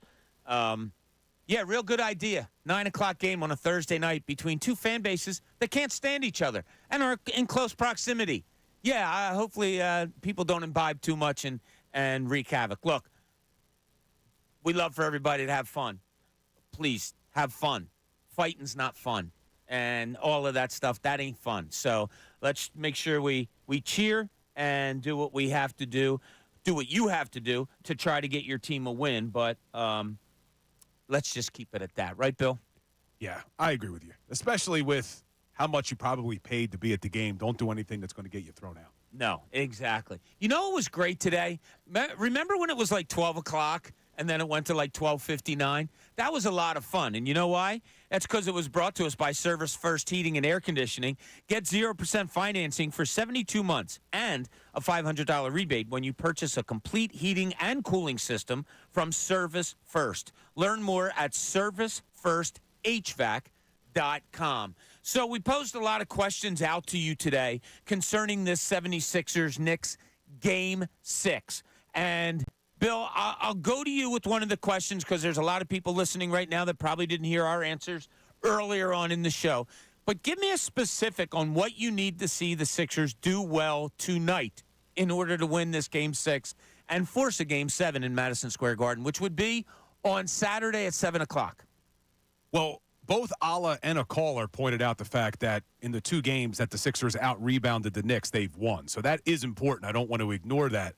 But for me, I need to see Tobias Harris and Kelly Oubre provide that third scorer for this team. We know Maxey's going to score, hopefully. You know Joel's probably going to score more than the 19 that he gave you last game. But I want to see Tobias and Kelly Oubre combine for those 30 points that they got the other night. With Tobias getting 19 and Oubre getting 14, getting them those 30 points, that's big. But is there anybody else that can step up? Anyone else from that bench that could step up and be a scorer? If they could just get a third scorer on this team, I don't see how the Knicks can beat you. So my dad and I used to do something when I was little, Bill, and I would look through the box scores religiously just like we all did when we were kids. My dad, we always would look for a 3 for 90. 3 players that combined for 90 points. And it was cool because back then the Celtics had some guys that would do it, and then Denver had 3 guys that, always came close. And when we find it, it would be like a cool thing. Is it cool for the Sixers to go 4 for 90 tonight? Those 2 guys combined for 30 when you talk about Oubre and Tobias Harris. How about if Tyrese Maxey and Joel Embiid combined for 60, and then you get the 30 from the other 2? That's 4 for 90. Is that a good remedy right there? Yeah, the best show ever put that formula together earlier in the week, and I think it's the right formula. I think Tyrone, Ricky, and Jen are spot on with it. That if you can get there, the Knicks can't keep up. Even if Jaylen Brunson drops 40 points like we've seen before, I don't believe that if the Sixers do a good enough job on the other pieces that the Knicks have, that they're going to be able to keep up with the scoring if you're getting those 4 giving you 90, because then you'll get another 15 to 20 from everybody else. Yeah, I want the Sixers to play downhill tonight. I would like to see, I told you that I watched the game again last night, and I thought campaign really lent to the team moving better. There were some outlets. There was like kind of a higher intensity. Him hitting a couple of threes was cool. Allah even said that. He said campaign might be a guy that you look at even a little more than just the 14 minutes he gave you the other night. I think I'd like to see that. I think an upper, more energetic team I think it's advantage Sixers tonight. And I know the downfalls of it, but you got to win Game 6 first, right?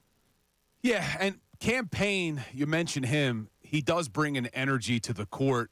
It started in Game 4 Game 3, excuse me, when we were there in the building. You remember when Campaign came on the court, hit a couple of big shots, got the crowd going, got the team going. Yeah. He did it the other night in Madison Square Garden again. So I do love the energy he brings, but I'm still holding out hope that Buddy Hield's going to give you something. I don't even know if he's going to get on the court tonight. We haven't seen him in 2 games, but if I'm Nick Nurse, I'm getting him involved early. I'm designing some plays to get him an open look from beyond the arc. Let him get that three-point shot going. It's the reason you brought him here, and I think you're going to need it.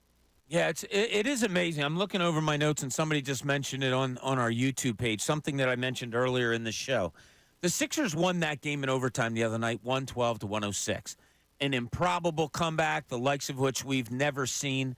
Well, since Game 2, but the likes that we've really never seen before. And they did it in spite of this.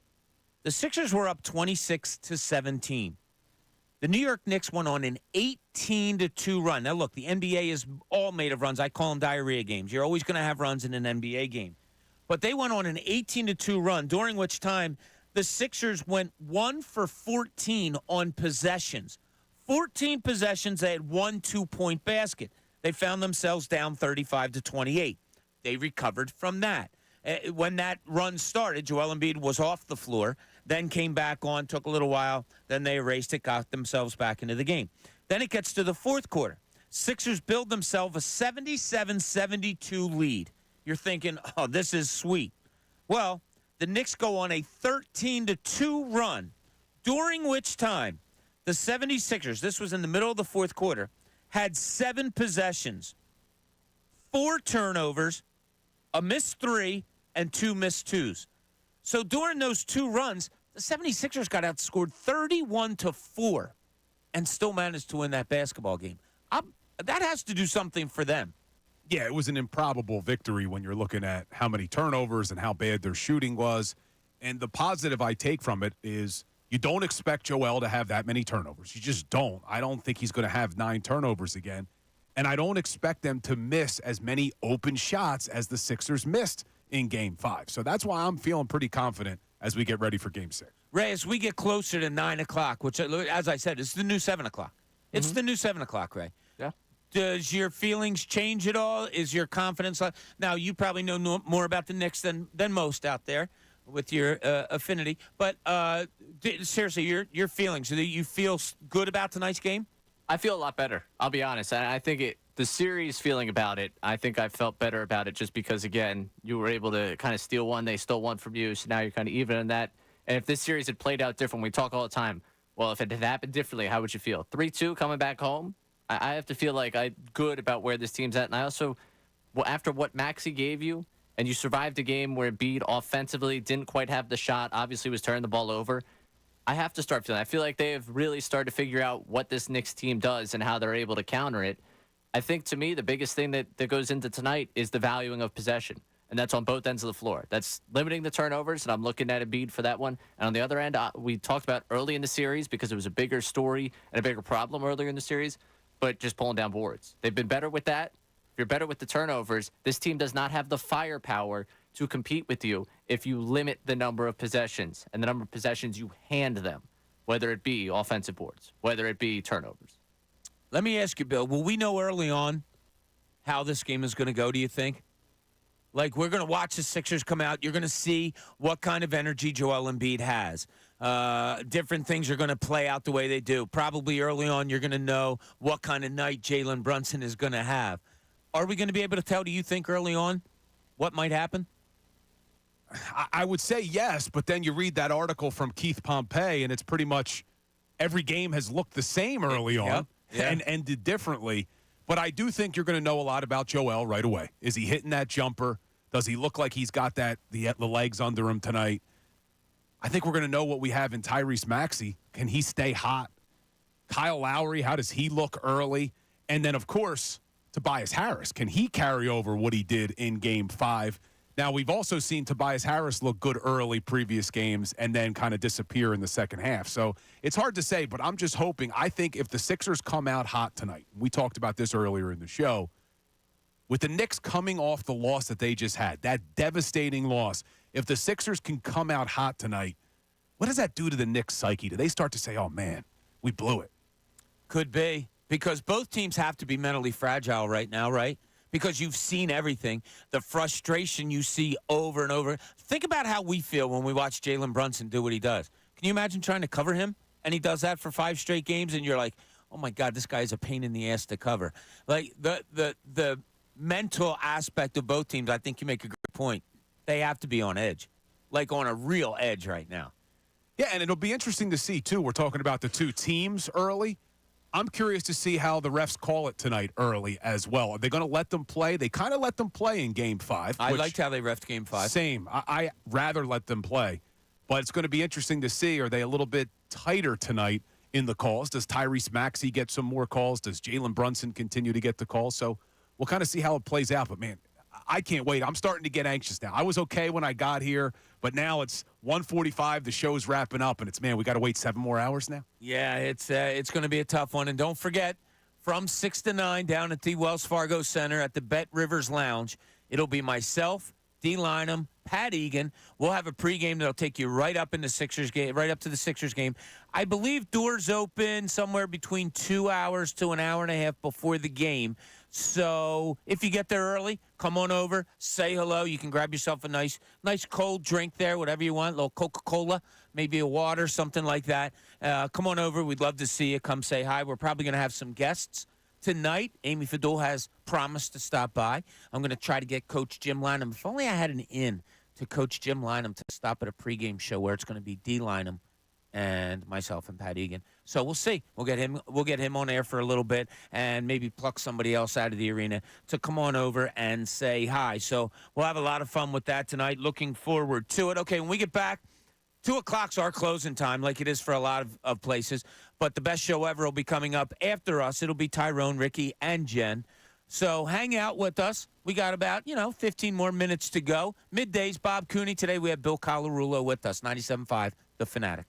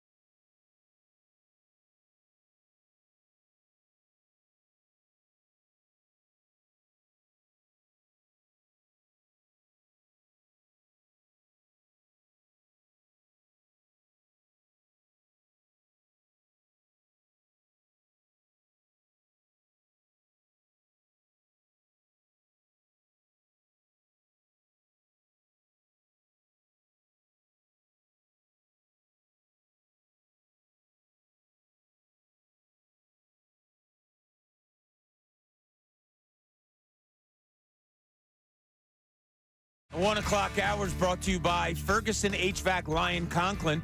Attention HVAC contractors for equipment, parts, and supplies for every heating and cooling job. Visit one of Ferguson's counter locations in Bensalem, King of Prussia, Pennsauken, or Westchester. Now, we've had a lot going on the show today. Just a quick recap. A lot of people, a lot of callers today believe Joel Embiid is going to have a game of it tonight, that he's going to bounce back. John Kincade started it all on their show this morning saying that Embiid's going to have a beast night. A lot of the callers agreed with that. Also, that Tyrese Maxey will follow up his legendary performance from the other night and also have that. Still looking from stuff from the little side piece people. And as Bill pointed out, Tobias Harris, a Kelly Oubre, looking to get point totals like he got from them the other night would be good. Some suggested that running the offense through Maxey may be better, doing all that. But I think on the whole, people are pretty confident in this Game 6 tonight. We also had a story from Ray about his friend Bathroom Boy, who went to the bathroom with 26 seconds to go in Game 5. And because the Sixers made a huge shot with Maxey getting the 4-point play, the people at the bar said, no, you've become Bathroom Boy. You're not allowed out. So he had to stay in there for the rest. Now, we were wondering about his watching, for lack of a better term, methods for tonight. Do we have an update, right? Yeah, we do have an update. So I texted him, wanted to check in because I was wondering if he was going to go back. I know I said earlier I thought he was going to go back. The story I had been relayed, I got it confused.